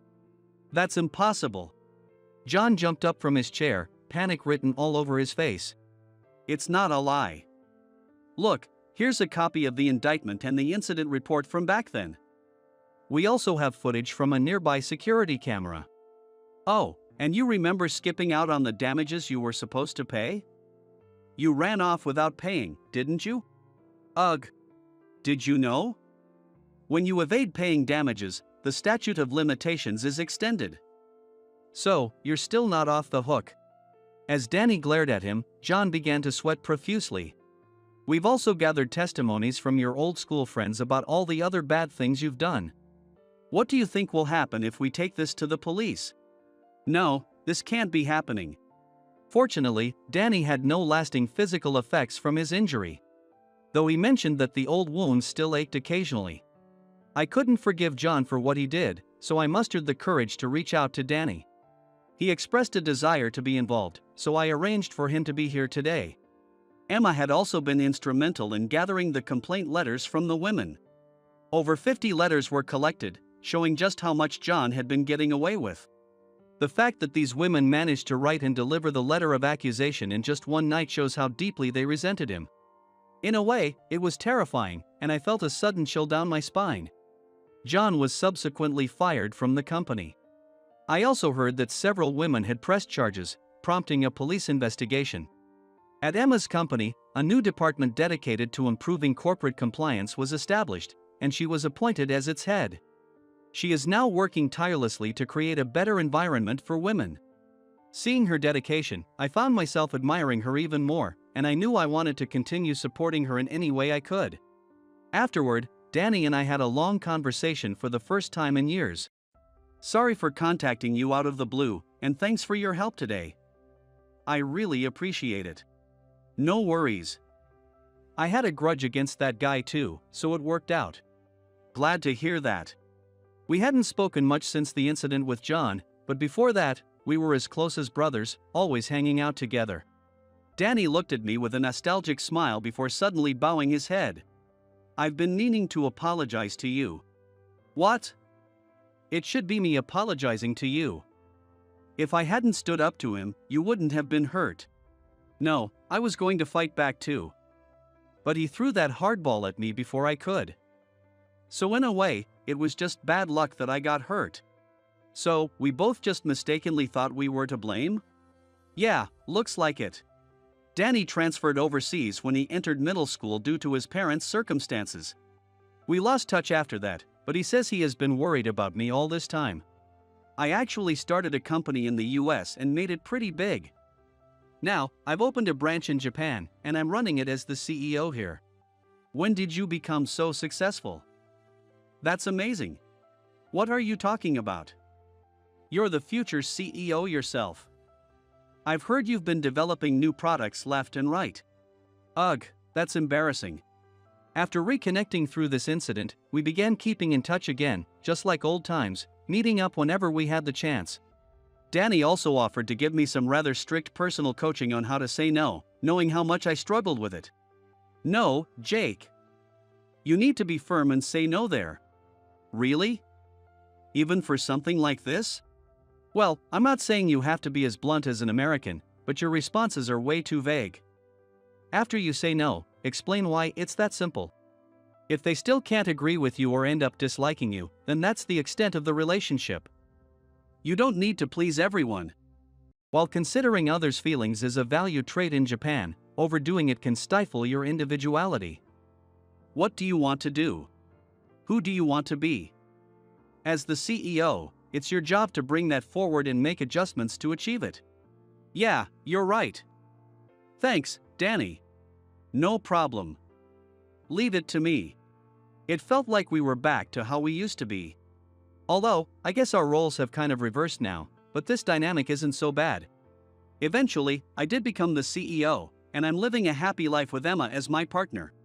Thanks to Danny's guidance, I've become much better at clearly saying yes or no in business.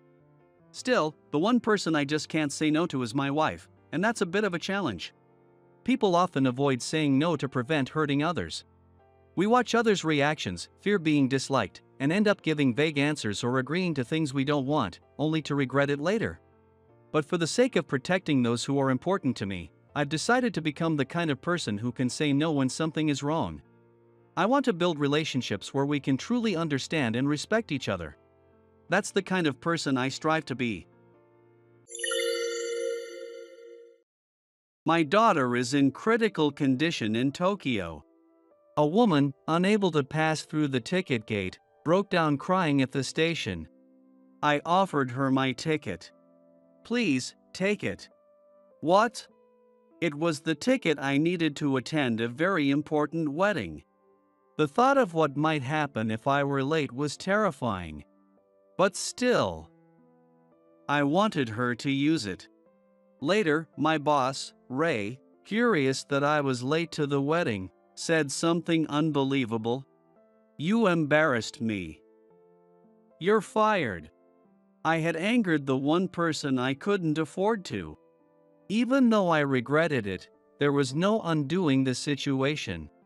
But even so, I don't think I made the wrong choice. I was able to help a family in need. And, in a way, I saved myself by making that choice. Alright, I got it. Talk to you later. I hung up the phone roughly and picked up the pace, trying to make up for lost time.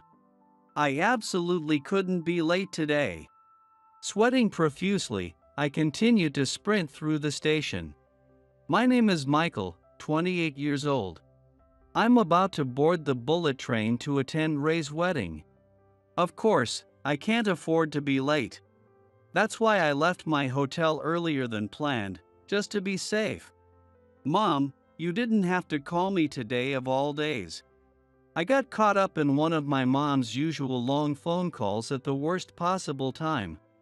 The topic was too important to brush her off, so I couldn't just hang up. Trying to navigate an unfamiliar train system while on the phone, I ended up on the wrong line. And now I'm barely going to make it for the bullet train. Hey, watch it. Sorry, I'm in a hurry. I was running so fast, I didn't even have time to look around, which earned me a few glares from people passing by. Guess I should have at least listened to her. What a terrible son I am. I was the only one from my rural high school to get into Tokyo University. After graduation, I landed a job at a top company, was assigned to the prestigious sales department, and clung on for years. Barely surviving the harsh competition, and then I met him, just when I was finally starting to get recognized. Quite a journey from the countryside, huh? Must have been tough for you.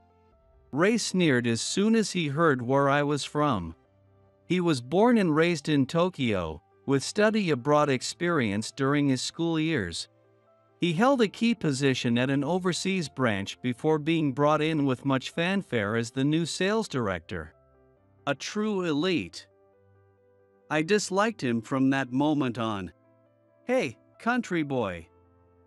Get these documents in order. And make sure it's in standard language, got it? Hey, country boy, make some copies of this. I just have to ask, do you even know how to use a copier? Ray constantly called me country boy and made me do all sorts of menial tasks. Thanks to him, the promising days of my career came to an abrupt end. Before long, everyone around me only saw me as Ray's errand boy, and no matter how well I performed, I stopped getting any recognition. Amidst all this, Ray's marriage was announced. His fiancée was the daughter of an executive at one of our client companies, and you can imagine how smug he was. He generously invited everyone in the department to the wedding and reception. Michael, you better be there. I've got a special favor to ask. Sure. For once, Ray didn't call me country boy and instead used my name, smiling and in a particularly good mood. I had a bad feeling about it, and as it turned out, I was right. But having to go on a business trip out of town the day before the wedding. Could this be Ray's doing, too? With that suspicion, I finally spotted the ticket gate. I was cutting it close, but it looked like I was going to make the bullet train. Ha, ha. Oh, thank goodness. Relieved, I couldn't help but throw my fist in the air, not caring who saw. Ray personally asked me, give the speech on behalf of the subordinates. In other words, he wanted me to praise him to the skies in front of bride and her family, and make sure everyone knows what a great boss he is. And there was one more favor Ray had asked of me. So, I'm supposed to wear this? In front of over 100 people. I peeked into the paper bag I was carrying and couldn't help but grimace. Inside was a flashy, revealing outfit meant for a woman. Wearing this, I'm supposed to perform at the wedding reception. A dance with ridiculous movements, almost like an octopus. I didn't want to go. Maybe if I missed the bullet train. But if I canceled at the last minute, who knows what kind of wrath I'd face later. Resolving myself, I headed briskly toward the ticket gate. And then it happened. Ha! My heart skipped a beat, and I stopped in my tracks. There, in front of the gate, someone was crouched down. Her back was trembling, and every now and then, a faint sob escaped. Mom? No way. I was just talking to her on the phone from home. But something about that figure made me approach her cautiously, as if I were drawn to it. The resemblance to my mother was uncanny.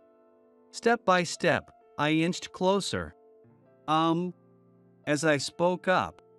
Oh. I felt my face flush as I quickly averted my gaze. The woman who looked up at me was a complete stranger, not my mother at all. What? Oh. I'm sorry, I thought you were someone else. I hastily apologized to the confused woman, trying to cover my embarrassment. And then, I hastily tried to rush through the ticket gate with a quick sorry, but my feet wouldn't move, as if they were stuck to the floor. Excuse me, are you okay? Ha! I couldn't help but ask. Her eyes were swollen and red, as if she'd been crying for who knows how long, and her shirt collar was soaked with tears. What kind of pain had she been through? Maybe it was because she reminded me of my mom from behind. If I just walked away, I felt like I wouldn't be able to face my mother, so I offered my hand to the woman. For now, let's move over there. It's not safe here. Okay. I helped her to her feet and guided her to a corner where no one was passing by. Even as we moved, she continued to cry. My daughter, she's in critical condition. When I asked what was wrong, she was so distraught that she could barely speak. She finally managed to force out those few words before collapsing in tears again. Your daughter. The hospital just called. I need to get to Tokyo, fast. Through her sobs, she struggled to explain. Summarizing the parts I could barely make out, it goes like this. The daughter of a woman living in Tokyo was taken to the hospital after an accident. The hospital had just informed her that her daughter's condition had worsened, so she rushed to the station to catch the next bullet train to Tokyo. But then, my wallet. I left it at the hotel. What? You forgot your wallet at the hotel? No way. Sorry, Chloe. I'm so sorry. Chloe, her daughter's name, no doubt. The woman is crying out repeatedly, Chloe, Chloe. Her voice was heart-wrenching. I fell silent. In my suit pocket was my ticket to Tokyo. As I felt it there, a thought crossed my mind. Maybe this ticket was here for a reason. Please, use this. What? The woman looked at me in confusion as I handed her the ticket. I gently forced it into her hand and then reached back into my pocket. Following my mother's advice, I had tucked away a few bills just in case. Take this too, just in case. For a cab or something. Wait, I can't. The train's leaving any minute. I urged her towards the ticket gate, gently pushing her along. She turned back to look at me several times, and finally, she bowed deeply. Thank you so much. Go on, hurry. Really, thank you. She called out her thanks one last time before disappearing through the gate. Watching her go, I felt a sense of clarity and satisfaction wash over me. Ha! I guess I'm not so bad after all. Ray had looked down on me for so long that I had completely lost my confidence. But being able to help someone in a moment like that, maybe I wasn't so hopeless. If she gets to see her daughter, the cost of another ticket is a small price to pay. Ticket. Oh, right, I need to get another one. Suddenly realizing this, I rushed to the ticket machine. The current train had already left, but another would be arriving in about an hour. I'd be a little late for the wedding, but that was better than not showing up at all. Thank goodness, there are still seats available. I started the process at the ticket machine and reached for my wallet to pay, only to realize, my wallet was gone. I searched my bag, my pockets, and even the paper bag with the outfit for the performance. But it was nowhere to be found. Oh no! I suddenly remembered that I had left it on the table. Just like that woman, I had also forgotten my wallet at the hotel. This is bad. Panicking, I rushed back to the hotel. But since I had already checked out, my wallet had been collected as a lost item. It took quite a bit of time to prove that it was mine and to retrieve it. On top of that, The money in my wallet wasn't enough to buy another ticket, so I had to waste more time withdrawing cash from an ATM. By the time I finally boarded the next bullet train. You really know how to embarrass someone, don't you? Ray, in his tuxedo, glared at me with a piercing gaze. I had missed the wedding entirely and arrived at the reception hours late. I'm so sorry, the speech. Someone else did it. It was last minute, so it was a mess. Let me at least do the performance. Forget it. Just wait until I get back from my honeymoon, you'll see. With that, he stormed off, leaving me utterly dejected. And later, when Ray returned from his honeymoon, I was called into his office and harshly reprimanded. People who can't keep their promises are trash, unfit for the workplace. Are you even sorry? I'm truly sorry.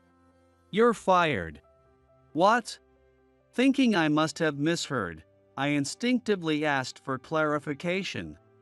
But that only fueled Ray's anger further. What do you mean, what?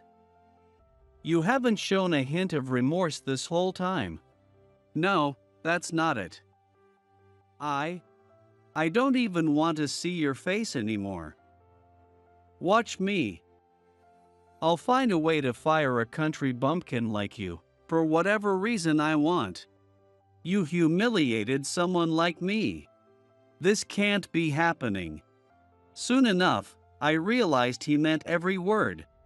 A termination notice arrived, citing neglect of duties, something I was completely innocent of. As he handed me the notice, Ray gave a sinister smile. Make sure you do a better job at your next place. I fell silent. And so, I left the company I had worked at for 6 years. After that, Ray told me, there's no work left for someone who's leaving, and I was practically forced to leave early that day. Ow. With slumped shoulders and heavy steps, I walked out of the office. Even if I tried to protest my innocence, everyone sided with the accomplished Ray. It was pathetic that I couldn't even muster a defense, knowing my words would likely fall on deaf ears. Was I always such a coward? Maybe it's time to go home. Just as I thought of my mother back home, it happened. Excuse me. A woman's voice suddenly called out to me. I turned around to find a woman in her 50s, with an air of elegance, standing in front of the company. Are you? Oh, I knew it. Thank you so much for your help the other day. I suddenly recognized the woman and let out an "oh" as I realized who she was. She looked like a completely different person now, with a bright and sunny smile. She was the woman I had given my bullet train ticket to at the station.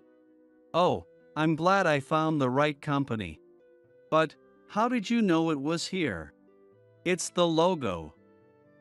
I happen to be familiar with these things, she said with a graceful smile, pointing to her collar.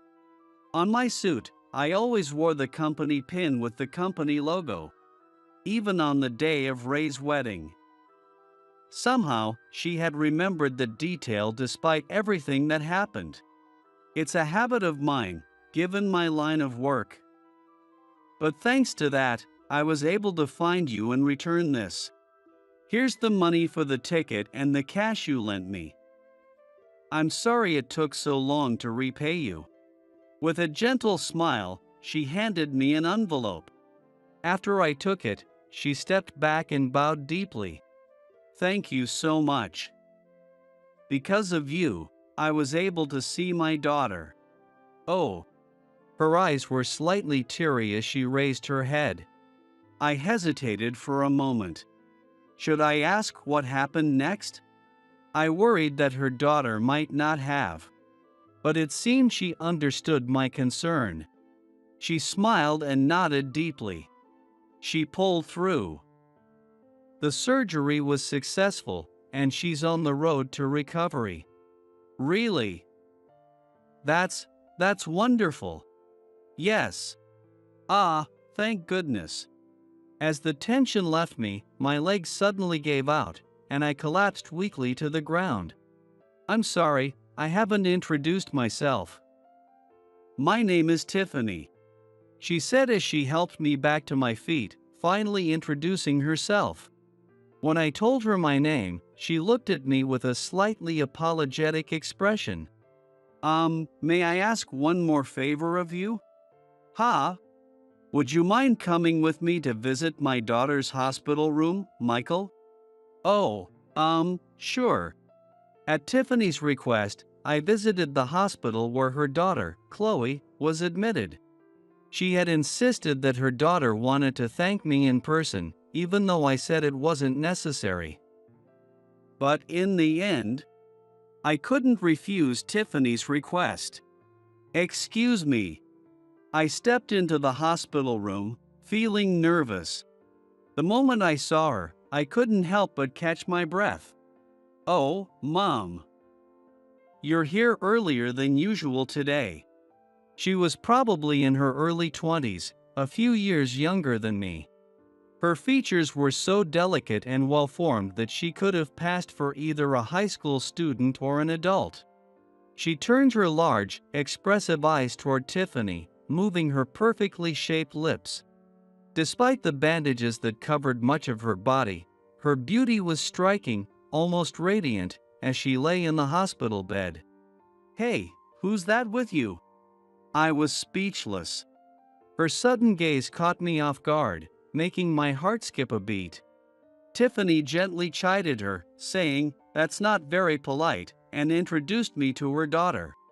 "This is Michael, the one who gave me the bullet train ticket." "Chloe, he's your benefactor." "What?"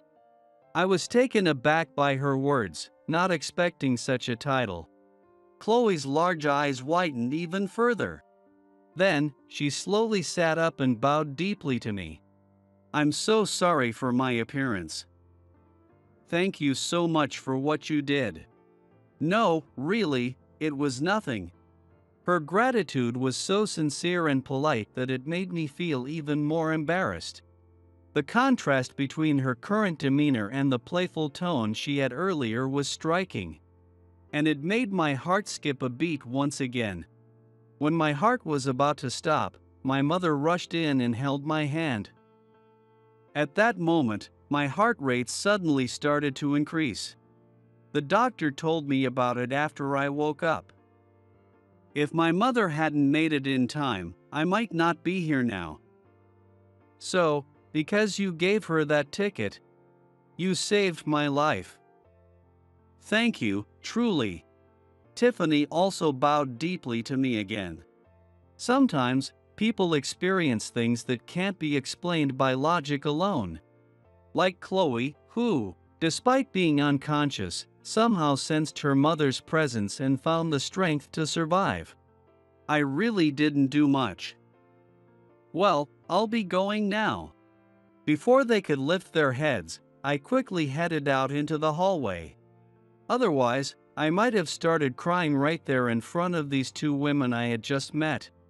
It was the bond between Chloe and Tiffany that had created such a miraculous outcome. But it seemed that I had been able to help, even just a little. Even though helping them had led to me losing my job. I didn't regret my decision, so it felt like they were telling me I had done the right thing. And that thought brought a surge of tears to my eyes. Michael. Before I knew it, Tiffany was standing beside me, gently rubbing my back as I cried. Her touch was so similar to how my mother would comfort me when I was a tearful child, right down to the warmth of her hand. Did something happen? Ha! If you don't mind, would you like to talk about it? There was something in Tiffany's words that made me instinctively nod. Maybe, deep down, I had wanted someone to listen all along. We moved to the hospital's lounge, where I shared what had happened after I left the station. How I realized I had also forgotten my wallet. How I ended up being terribly late to Ray's wedding. And how that led to Ray's anger and my eventual firing from the company. As my story unfolded, Tiffany's expression grew increasingly somber. Oh my. Then I really caused you so much trouble. No, no. It was my own fault. If only I had double-checked for my wallet before leaving the hotel.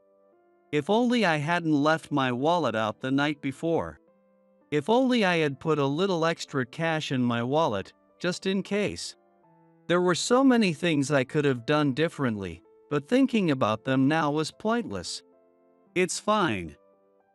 Honestly, I didn't really feel comfortable at that company anyway. Is that so? Yeah, ever since the new boss took over.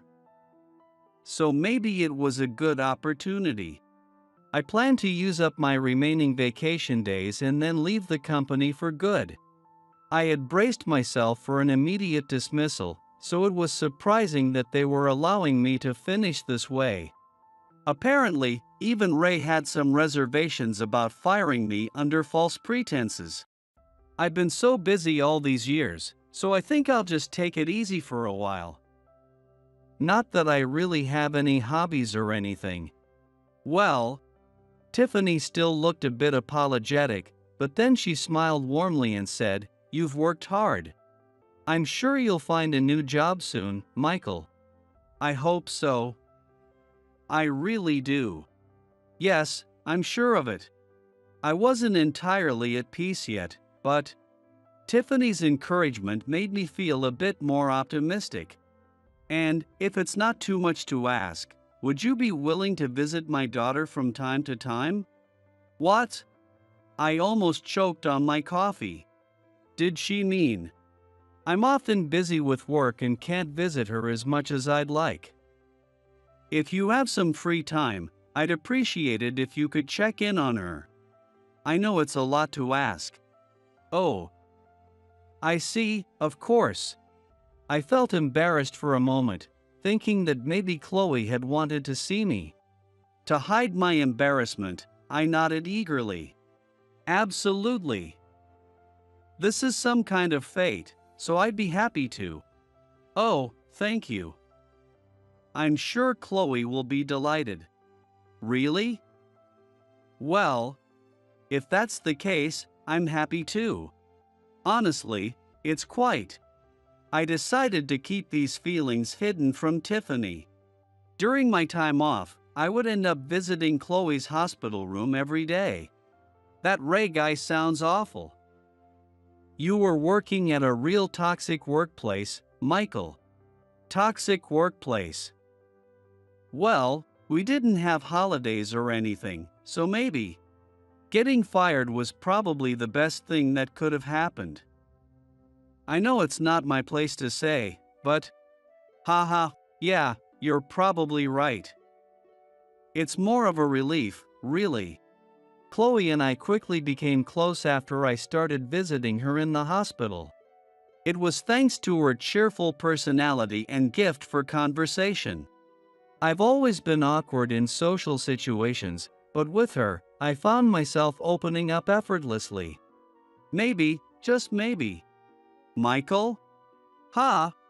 Suddenly, Chloe leaned in close, her elegant face just inches from mine. Lately, I couldn't stop thinking about her, even when I was at home. Being this close to her now, my heart might stop. What? Oh. Sorry, that was insensitive of me. It's okay, I didn't hear anything, though I guess my heart did almost stop once. So you did hear. Chloe laughed brightly. In any case, I was just glad she was getting better. If she weren't, we wouldn't be having these conversations. Well, it's almost time for your checkup. I guess I should be going. As I stood up to leave, Chloe suddenly grabbed my arm. Wait. Chloe? Michael, thank you, really. It's okay. Both Tiffany and you have already conveyed your feelings to me. It's not just that. There are other reasons I'm glad I got to meet you, Michael. She then began to tell me about her past. When Chloe was a child, her parents divorced. Tiffany worked extremely hard to raise her, and she was very strict as a mother. She didn't want us to be looked down on just because we were a single-parent family. I understand her feelings now, but back then, all I could do was rebel and say, "You're never even home." Feeling lonely from not spending time with her mother and frustrated by her strictness, Chloe started acting out. From the way she is now, it's hard to believe, but Chloe told me that until just a few years ago, she and her mother barely spoke. I love my mom now. But I didn't realize just how much she loved me until she rushed to my side on that bullet train. It's because of you, Michael, that I got to know that. So, thank you. You must be such a wonderful son for your parents. Your parents must be so proud of you. She smiled at me as she said this. But I fell silent. Michael? Is something wrong? I don't have a father either. He passed away when I was little. Oh, I'm sorry to hear that. And I'm not a wonderful son at all. What do you mean? Like Chloe, I was also raised by a single mother. My mother was always busy, so I spent most of my childhood alone at home. To distract myself from the loneliness and to avoid worrying my mother, I threw myself into my studies. As a result, my grades soared. Michael, you're a genius. Getting into Tokyo University someday isn't just a dream. You can do it. I used to brush off my mother's words as just typical parental pride, but I never imagined that I would actually get accepted a few years later. The way my mother celebrated when I got in. It's amazing. I knew you were a genius, Michael. Hooray! She was like a child, bragging to everyone she met. I felt proud of myself too, for making her so happy. But I was just a big fish in a small pond. When I entered the workforce, I realized that there were so many people better than me. Having a degree from Tokyo University didn't give me any advantage there. Colleagues with less impressive academic backgrounds quickly outpaced me in performance and promotions. I was ridiculed as a country bumpkin and forced to kiss up to a boss I couldn't stand. And in the end, I haven't told my mother I got fired. I don't want to worry her. I can't bear to shatter her belief that her son is the town's top elite. Michael, the reason I clung to a job I hated, even when I wanted to quit, it was because I was terrified of disappointing my mother. Even though I'm no longer the person she expects me to be. Are you eating well, Michael? Make sure you're getting enough sleep at night. Try to get outside for some exercise sometimes. I know you're working hard, but my mother's frequent calls were always about her concerns for me. Oh, and just then, my phone started ringing again. It is another call from my mother. I couldn't bring myself to answer it, so I tapped the ignore button. I'll call her back later. I'm in a hospital, after all. The truth is, I've done this several times already. I just can't face her calls. I'm too afraid that my lies will be exposed. Ha ha. Maybe I should just block her number. Just kidding. Michael. Chloe's voice snapped me out of my thoughts. I realized how terrible my thoughts had become. Seeing my distress, Chloe firmly grasped my trembling hand. I have somewhere I want to go after I'm discharged. Will you take me there? There was a certain intensity in her eyes as she asked me this. Overwhelmed, I could only nod and say, okay. And so, about a month later, Chloe recovered with a speed that surprised even the doctors, and she was eventually discharged. To aid in her rehabilitation, we decided to take a trip together. I can't believe Tiffany let us go on a trip, just the two of us. Of course, it's because she trusts you, Michael. Should I be happy about that? But the destination, well, the place Chloe wanted to visit. It was none other than my hometown. I've always imagined it must be a beautiful place. And it really is, just as I thought. The scenery is gorgeous, and the air is so fresh. Well, that's about all there is here. But I'm glad you're enjoying it. We walked slowly along the familiar paths of my hometown, matching Chloe's pace as she used her crutches. Now that she mentioned it, the scenery and air really were beautiful. When I lived here, I never thought this rural place had anything of value. Chloe, are you okay? We're almost at my parents' house. I'm fine. I'm so excited to meet your mom. I fell silent. I couldn't even remember the last time I visited home. What would I say to my mother when I saw her? No, did I even deserve to face her? After a few minutes of walking, lost in thought, we finally arrived at my mother's house, where she was waiting. Oh my! As soon as our eyes met, my mother and I both let out a surprised exclamation. She had been tending to the garden outside, but as soon as she saw us, she dropped her trowel and rushed over. Not to me, but to Chloe. Oh dear, what happened to you? You're hurt. Yes, I had a little accident, but I'm okay now. Oh, you poor thing.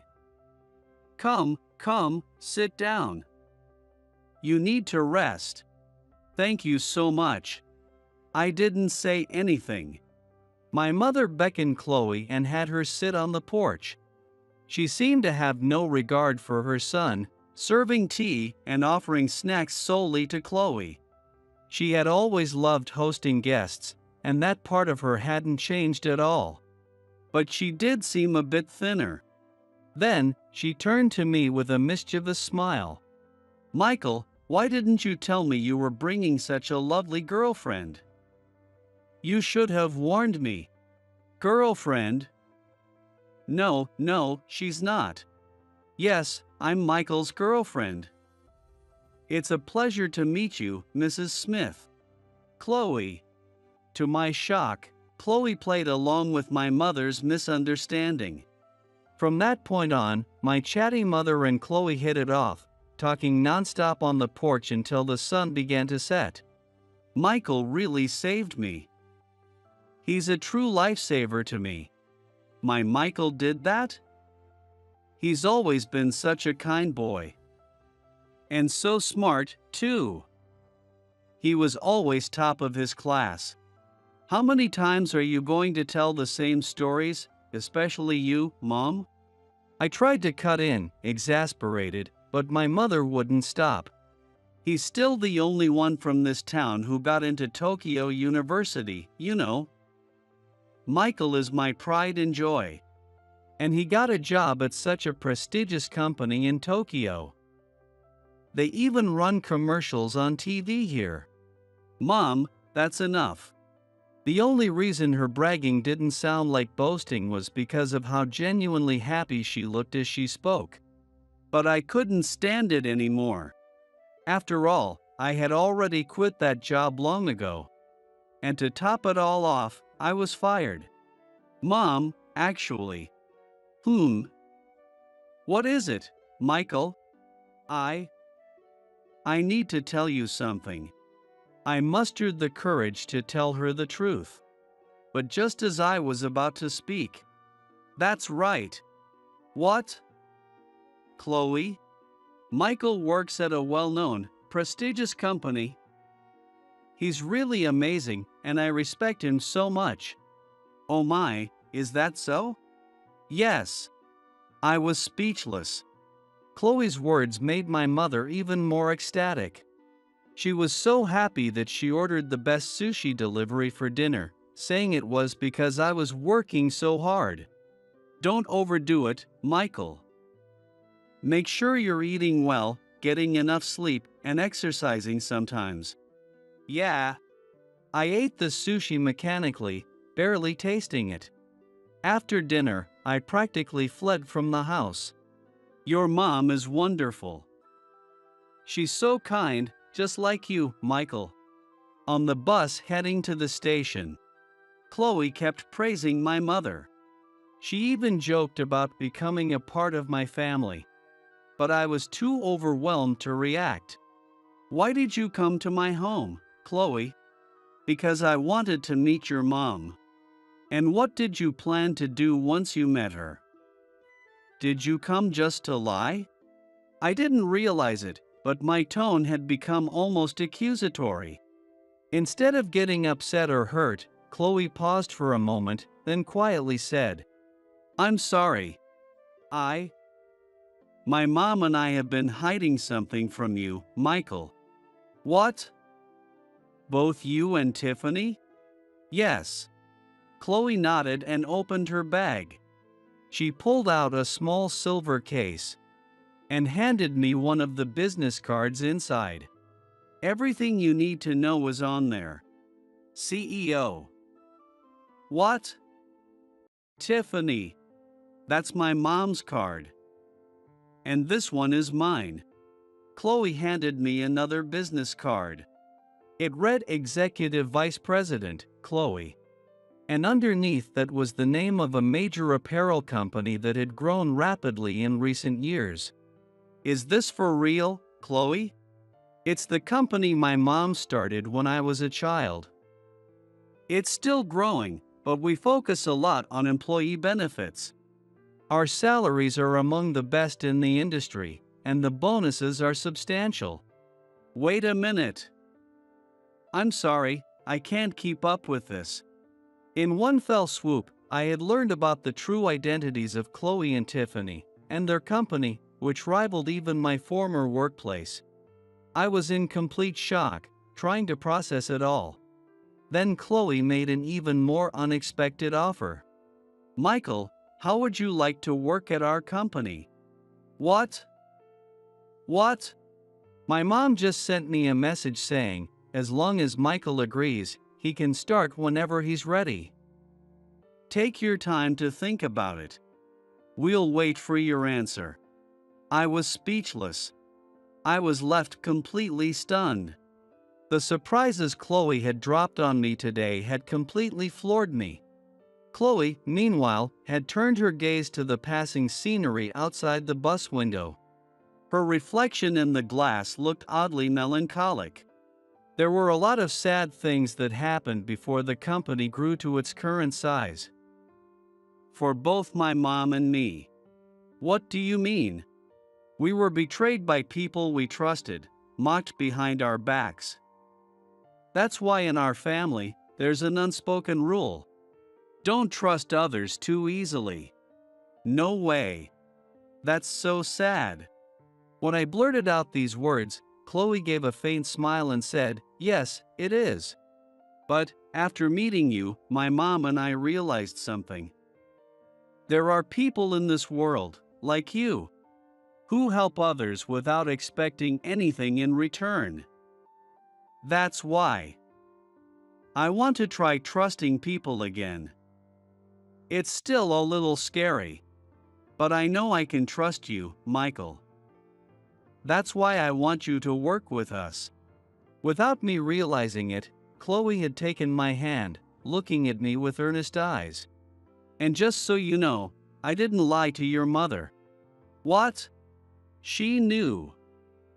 She knew you had quit your job. Wait, what? It was when I had stepped out to use the restroom. My mother suddenly asked Chloe, Hasn't Michael left his job? How did you know, Mrs. Smith? I can tell he is hiding something by how he acted. It's just a feeling you get when your child is hiding something. Saying that, my mother laughed heartily. But then, her expression suddenly turned somber, with her eyebrows drooping in sadness. It's my fault. I got so excited about his achievements that he probably feels like he can't let me down. It's his way of being kind to me. I've put too much pressure on him. Could you tell him for me, Chloe? That it doesn't matter if he works at a prestigious company or not. That he's my pride and joy just for growing up to be who he is.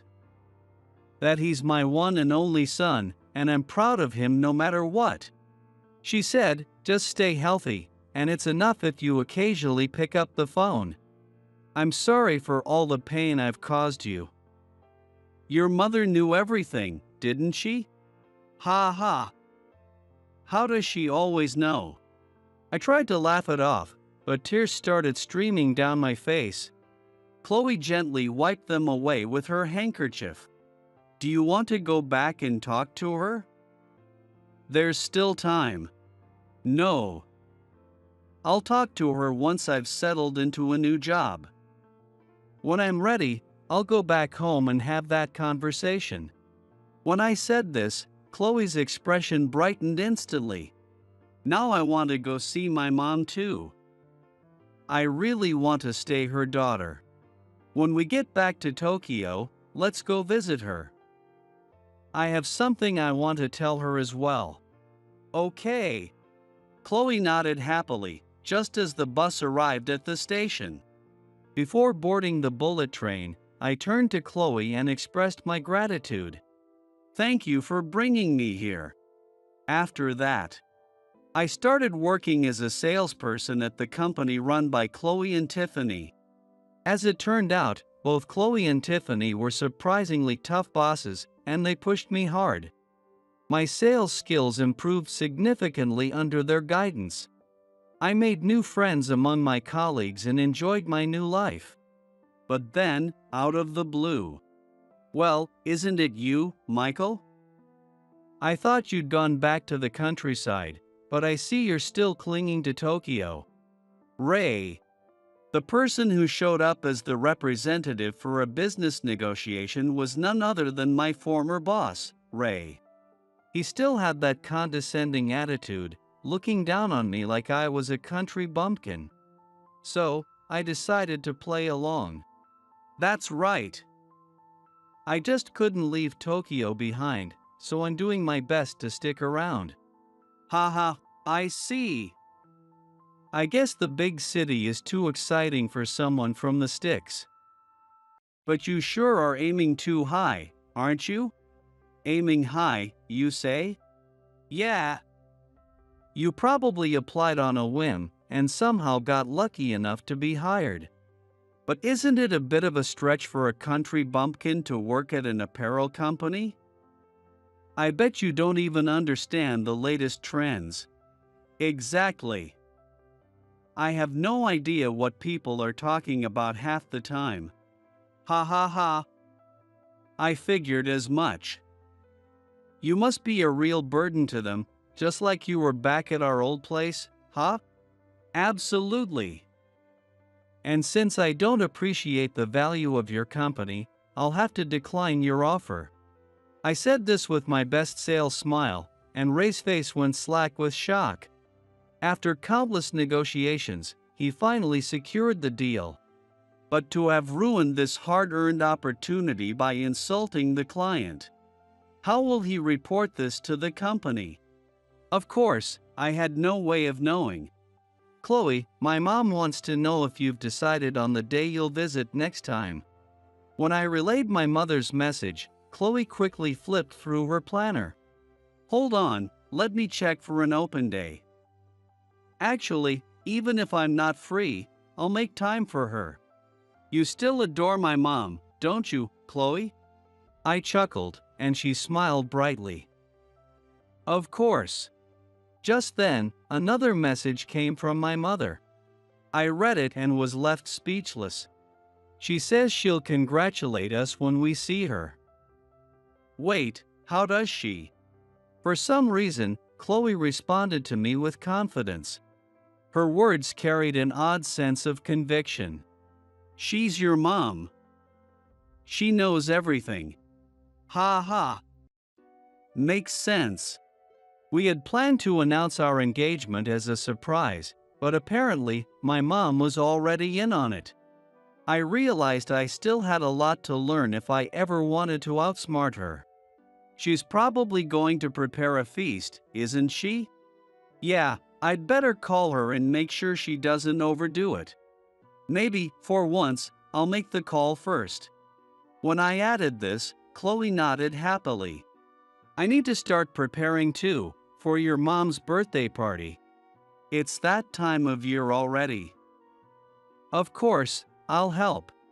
Let's both do our best to make our parents happy. Chloe and I exchanged smiles, understanding each other perfectly in that moment. Just because we're family doesn't mean we always understand each other without words. There were times I was frustrated with my mom, thinking, why doesn't she get it? And there were times when I failed to understand her feelings.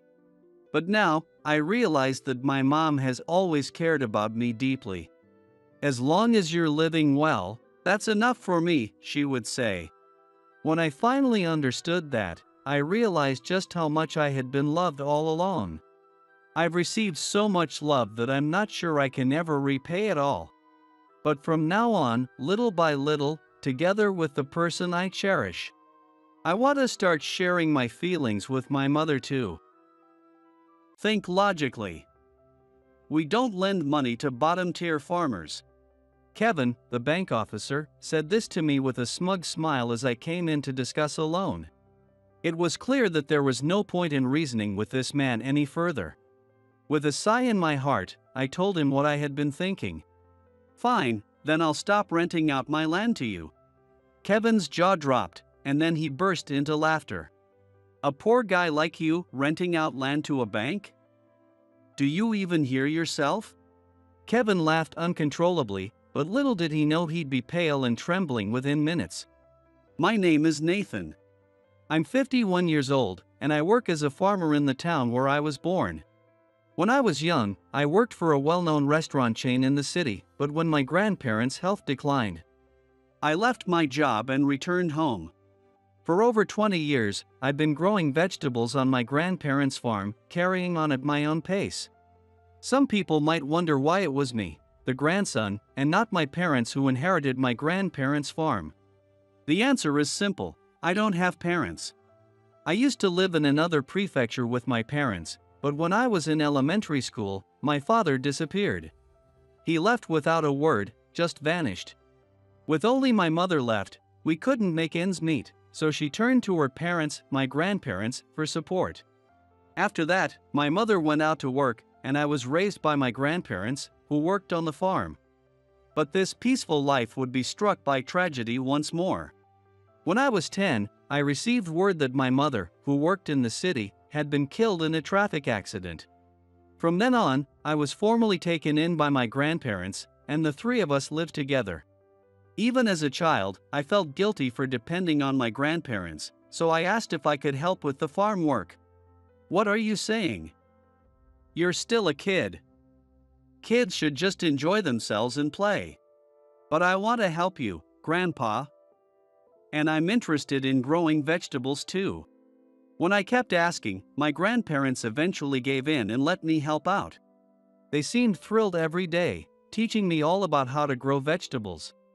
They were especially happy not because I was helping, but because I had a real interest in vegetables. With smiles on their faces, they'd put me on the tractor and teach me the ropes. A lot of kids don't even like vegetables, but you eat everything up so happily. And you're even interested in growing them. We're so lucky to have such a wonderful grandson. The faces of my grandparents, who work in the fields under the clear sky every day, are well-tanned and deeply lined.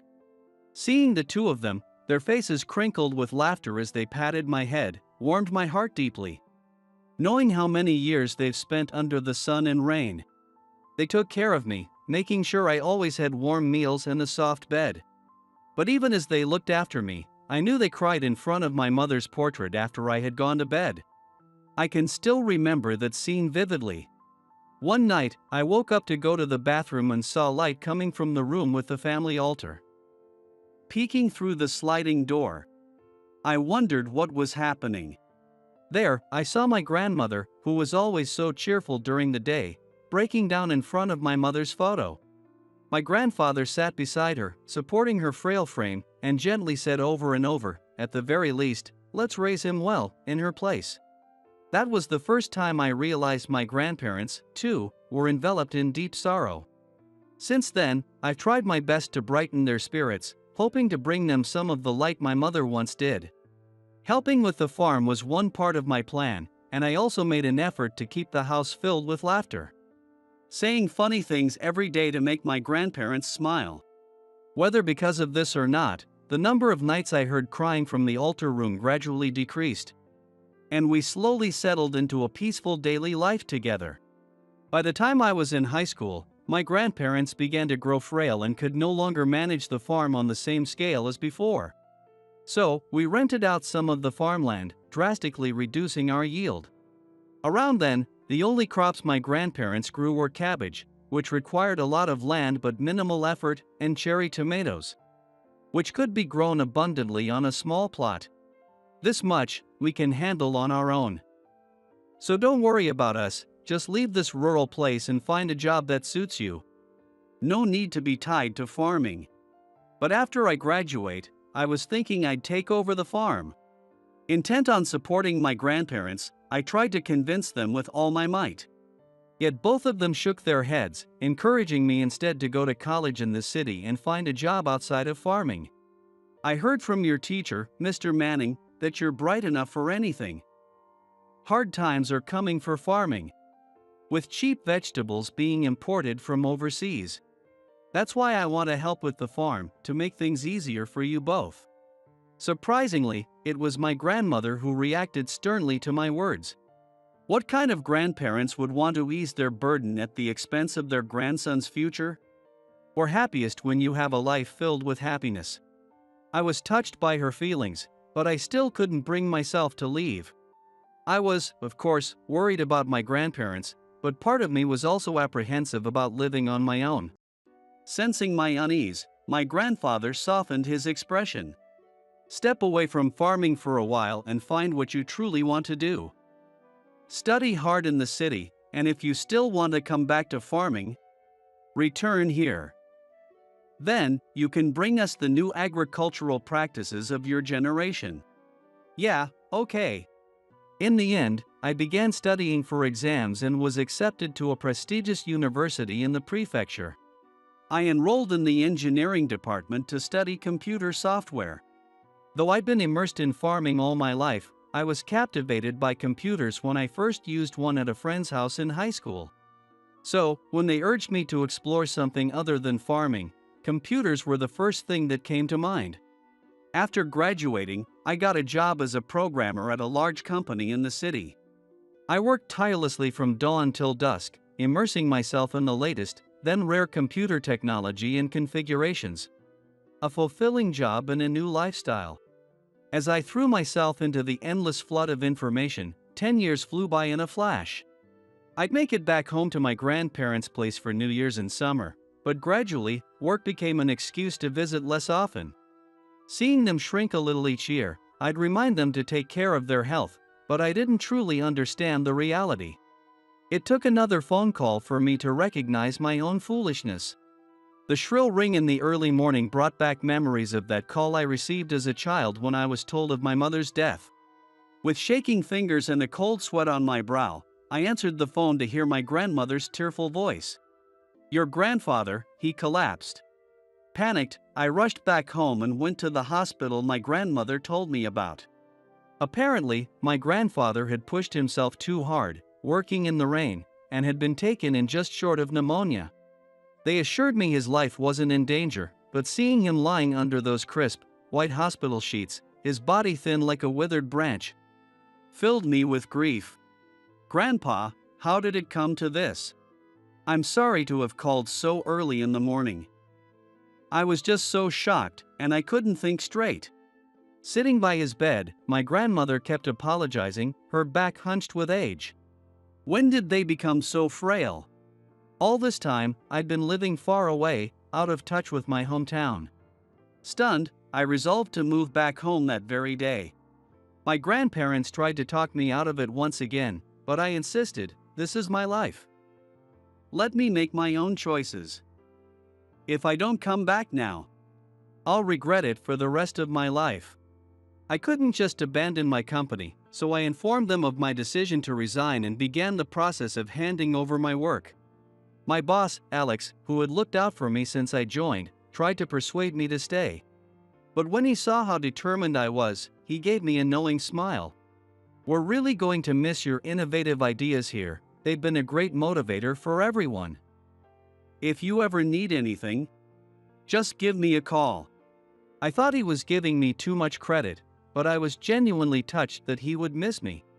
And so, I left my corporate life behind and returned to my hometown. In the end, my grandparents were delighted, and they enjoyed our life together after so many years. Once back in the fields, I could see how much the farm had shrunk since I was in high school. We had rented out most of the unused land, but there were still large sections left untouched, with wild grass growing thickly. Seeing the ample space available, my eyes lit up.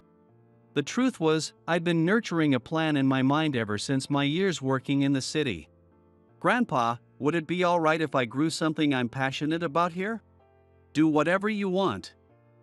I plan to leave the whole farm in your hands one day, so go ahead and try things out as you like." And with that, I immediately started cultivating something new. It was herbs, an unusual choice in our area, where no one paid much attention to them. Nowadays, you can find herbs at any grocery store, but back then, they were still considered a novel ingredient. I believed herbs had potential not only for cooking but for their fragrance and appeal as a sensory experience. Luckily, there was equipment my grandfather had used to grow cherry tomatoes in a greenhouse, so I used that to cultivate the seedlings. I began producing herbs in bulk for restaurants while also persuading local supermarkets to create a small display for my products. Fortunately, as herbs were starting to trend, my herb farm took off better than I had expected. After a few years, my herb sales outpaced my grandparents' vegetable sales. They had grown quite old by then, and this seemed like a good opportunity for them to hand over the business entirely to me. My herb garden became well known locally, and my grandparents would beam with pride whenever neighbors praised me as such a wonderful grandson. Soon, people started requesting herbs for their home gardens, and others suggested selling bouquets made from the flowers instead of just the leaves, turning my herb garden into a neighborhood favorite. The vegetables we grew filled people's bellies, but the herbs you grow fill their hearts. My grandmother said one day, leaving me a bit flustered.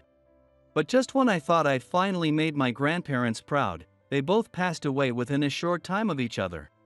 "We're so happy that you've grown into such an admirable person."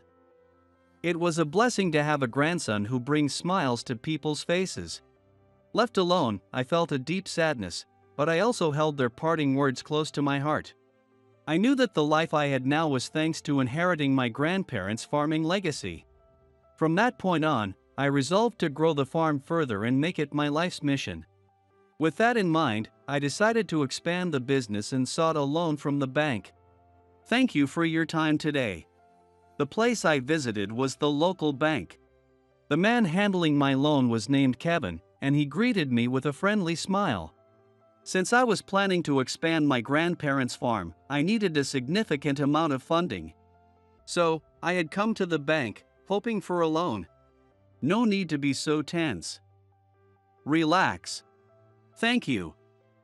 A friend recommended you, and I feel reassured seeing such a kind face." I let my genuine thoughts slip, and Kevin chuckled. As our conversation shifted to small talk, though, Kevin made no effort to ask about my business plan. If this continued, I'd just be wasting time. So, though I felt it might seem abrupt, I decided to steer the conversation back to business and took out my proposal. "Here's my business plan. If I could start by explaining." "No need. I don't see anything worth discussing." I was about to explain the essence of my project when Kevin cut me off with a dismissive laugh. Feeling uneasy and wondering what was going on, I nervously asked a question. "Do you mean today is just an introductory meeting?" "No, I'm telling you we're not lending you money. So there's no need for pointless discussion, right?" With that, Kevin shot me an unpleasant look. Frankly, turning up to discuss a serious loan dressed in mud-stained work clothes doesn't convey any commitment. Also, that's your pickup truck in the parking lot, isn't it? Kevin pointed to the parking lot visible from the window. Sure enough, the light truck I rushed to the bank in is parked there. I can't offer a loan to someone who drives that kind of vehicle. I apologize for my attire. I had an urgent job come up, so I came directly from the farm. I had planned to wear a suit for the meeting. However, just an hour before our appointment, a client had contacted me wanting a tour of my herb farm. I'd been busy showing them around right up until it was time to head to the bank, so rather than being late, I decided to come in my work clothes and truck. All of this effort was for one purpose: to have my business plan reviewed and secure funding from the bank. Determined to be heard, I took the proposal out once more and placed it in front of Kevin. If you just look at the details, you'd understand. I've spent years working on this plan. Please, at least give it a glance. Enough already. You're too persistent. To my shock, Kevin roughly brushed my arm aside.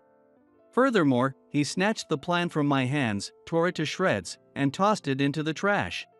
I was stunned, left staring in disbelief at the scattered remains of my hard work. Kevin sneered in satisfaction and said, "Use some common sense. Banks only lend to clients with a clear ability to repay. We're not in the business of lending to low-level farmers."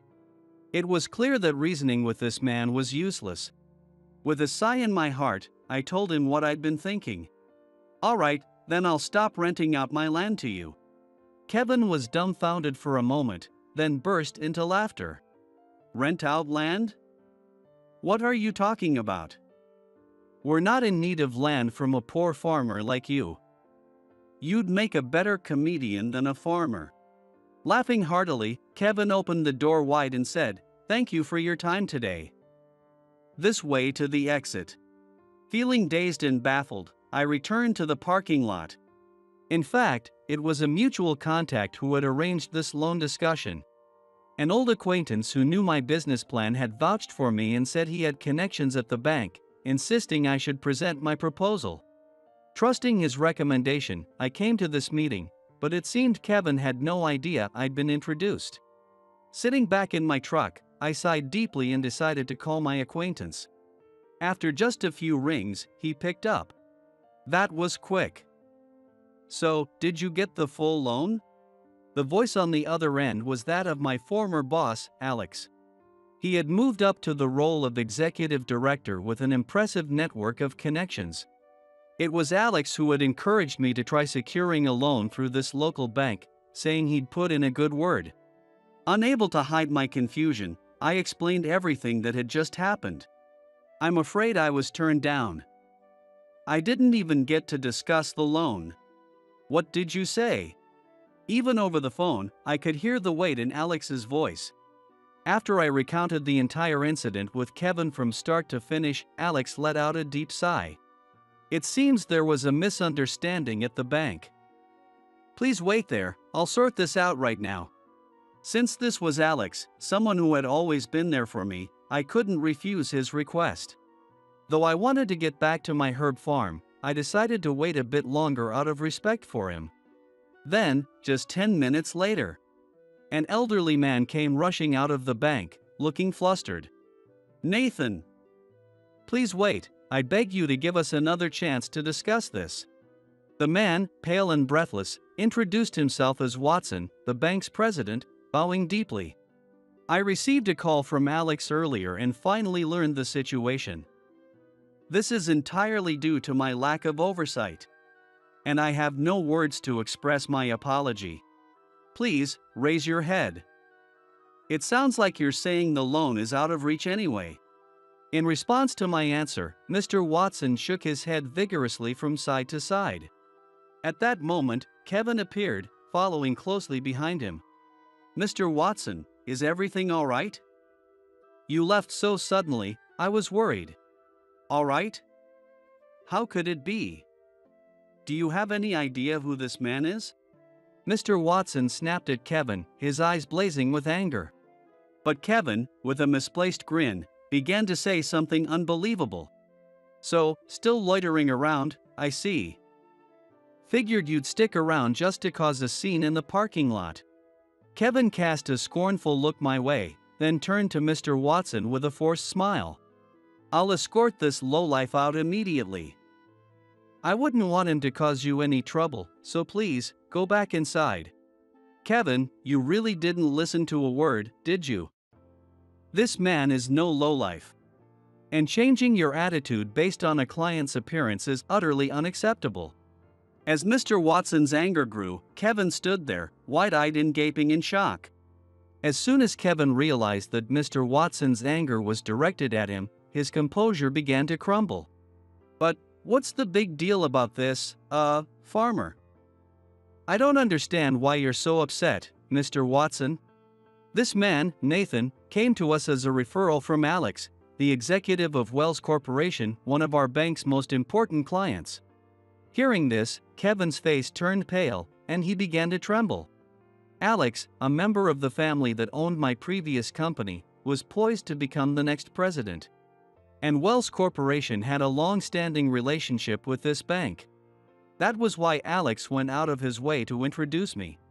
I informed you, Kevin, that Nathan would be coming in today to discuss a loan. So why on earth did you deny his application without even reviewing it? Well, He seemed to finally grasp the seriousness of the situation. Kevin turned pale, starting to shake uncontrollably. Watching him look back and forth between me and Mr. Watson with a frightened expression, I thought he might simply apologize. Sure, he had treated me poorly earlier, but after all, I was a potential loan client introduced by Alex. I wanted to handle this as smoothly as possible. However, Kevin didn't seem to feel the same way. His pride seemed to get in the way, and he glared at me resentfully, muttering complaints under his breath. I apologize for the disrespect, but, excuse me for saying this man arrived in a pickup truck. Kevin's response left me, and even Mr. Watson, stunned in disbelief. Even after all that had been said, he still had the audacity to argue further. And yet, seeing our shocked silence, Kevin seemed to think he'd made his point. He regained a bit of his color and, with great effort, began explaining his view, spitting out his words with enthusiasm. No matter who recommends who, if they lack the ability to repay, a bank can't grant a loan. That's what I concluded. Kevin pointed at my muddy work clothes and then at the pickup truck outside, continuing with pride. Even with a big client backing him, if he's just a poor farmer, we can't lend to him. In fact, lending just because he's a client's friend would actually mean changing our standards based on the person. So, that's how you evaluated him. Mr. Watson's quiet voice interrupted Kevin's rant. The sudden calmness in Mr. Watson's tone took Kevin by surprise, leaving him speechless. But as bankers, it's our job to thoroughly understand our clients' backgrounds. I thought I taught you that, Kevin. That's exactly what I did. I judged Nathan based on his clothes and his vehicle. Kevin's persistence finally snapped Mr. Watson's patience. Don't be ridiculous. Anyone working at this bank should know who this man is. Nathan is the owner of a vast amount of land, including the very land on which our bank sits. Land? You mean he was serious about that? Kevin's jaw dropped, and he stared at me, visibly shaken, as if he might collapse from the shock. Watching his ridiculous reaction, I struggled to hold back laughter. When my grandfather scaled back his farming operations, a large amount of vacant land opened up. Not wanting to let the land go to waste, he rented it out to various parties, with the bank becoming his biggest tenant. This entire area, from the main road to the parking lot, was land my grandfather had leased to the bank. And I had inherited that property and continued the lease. Although I'd sold much of the other land to cover inheritance taxes, I still owned the area around the bank. Which was precisely why Mr. Watson was scolding Kevin with such fury. Sure, Alex's referral was significant, but more than that, this bank has been indebted to his family's land for generations. And you had the nerve to speak so disrespectfully to Nathan. I didn't know. If I had been informed, I would never have said anything about his truck. Scrambling for an excuse, Kevin shifted the blame to me as if it were my fault for not telling him sooner. Utterly exasperated, I finally spoke up. I included all of that information in my business plan. Yet it was Kevin who tore it up without even looking at it. You tore up a client's documents? Apparently, he hadn't heard that part, and Mr. Watson's anger flared even more. Facing Mr. Watson, who looked furious enough to have steam coming from his head, Kevin turned pale, shrinking in on himself, barely able to breathe. I would never do such a thing. Nathan must be mistaken. There's no proof that I did that. There is proof. The person who called out to us was a young bank clerk. In his hand was the trash can where Kevin had thrown the documents earlier. Inside the trash can, as expected, lay the torn remains of my business proposal. I was surprised that the meeting ended so quickly, so I thought I'd start tidying up the room. That's when I found these important documents discarded, so I brought them here. Mind your own business. In a sudden fit of anger, Kevin lunged toward the young clerk. But just in time, Watson grabbed Kevin's arm, firmly restraining him. That's enough. Stop this disgraceful behavior. Kevin, I'll decide on the consequences later. For now, go home and await further instructions. Mr. Watson. Please, believe me. I was only doing my job diligently, working to maximize the bank's profits. Kevin's desperate attempts at an excuse only highlighted his prejudice and misguided efforts. Other staff and security personnel had gathered and began to escort Kevin out of the building, yet he managed to shoot me a resentful glare. No matter how much land you inherited or how many connections you have, you're nothing special yourself. Loan or no loan, your farm will fail. And that's a fact. There's no need to worry. My herb farm, Nathan, is growing its revenue steadily. When I answered calmly, Kevin gasped sharply, his voice catching as he tried to respond. Herb farm. Nathan? You mean the one recognized as a regional revitalization model, backed by the local government? And highly sought after by city restaurants and local supermarkets? Oh, you knew? Then you should have looked at my business proposal. If he'd simply read the documents instead of making snap judgments, he would have seen who I really was. I hadn't sought the loan out of financial desperation. In fact, it was quite the opposite. I was planning an expansion to establish a new high-altitude farm in a neighboring county to support seasonal and variety growth. As Kevin had unwittingly mentioned, my current herb farm was thriving. With this success, I intended to diversify my offerings and spread out production across the year. Given the scope of my plans, I could easily have approached a large urban bank. But my loyalty to the local bank, which had served my grandparents, led me to prioritize them, especially with Alex's recommendation. However, if the loan officer has this much animosity toward me, there's nothing more to be done. I'll consider other banks that may be more suitable. No, please, wait, Nathan. Mr. Watson, desperate to salvage the situation, ignored Kevin, who now stood stunned, and pleaded with me. Although Watson wasn't directly responsible for the conflict, the training of his staff was ultimately his duty. Kevin had judged me solely by my appearance, dismissing me as poor and unworthy. Despite my family's connection to the bank and Alex's recommendation, I could no longer trust a bank that employed people like him. Without paying any attention to Mr. Watson, I got into the truck and quietly pressed down on the accelerator. As I glanced in the rearview mirror, I saw Kevin's expression of utter despair as he crumpled to the ground, and before long, he disappeared from sight. In the end, the local bank ultimately went under. Apparently, as I left, a group of high school girls had overheard my parting words. Hey, did you hear that? I think this bank might be in trouble. Really? Does that mean it might go under? We should take out our savings right away. Although it was simply a misunderstanding, the phrase, "the bank is in trouble," spread rapidly. Through friends, family, and workplace gossip, the rumor took on a life of its own. As a result, countless people who had no idea where the rumors had originated started to believe that the bank was in financial trouble.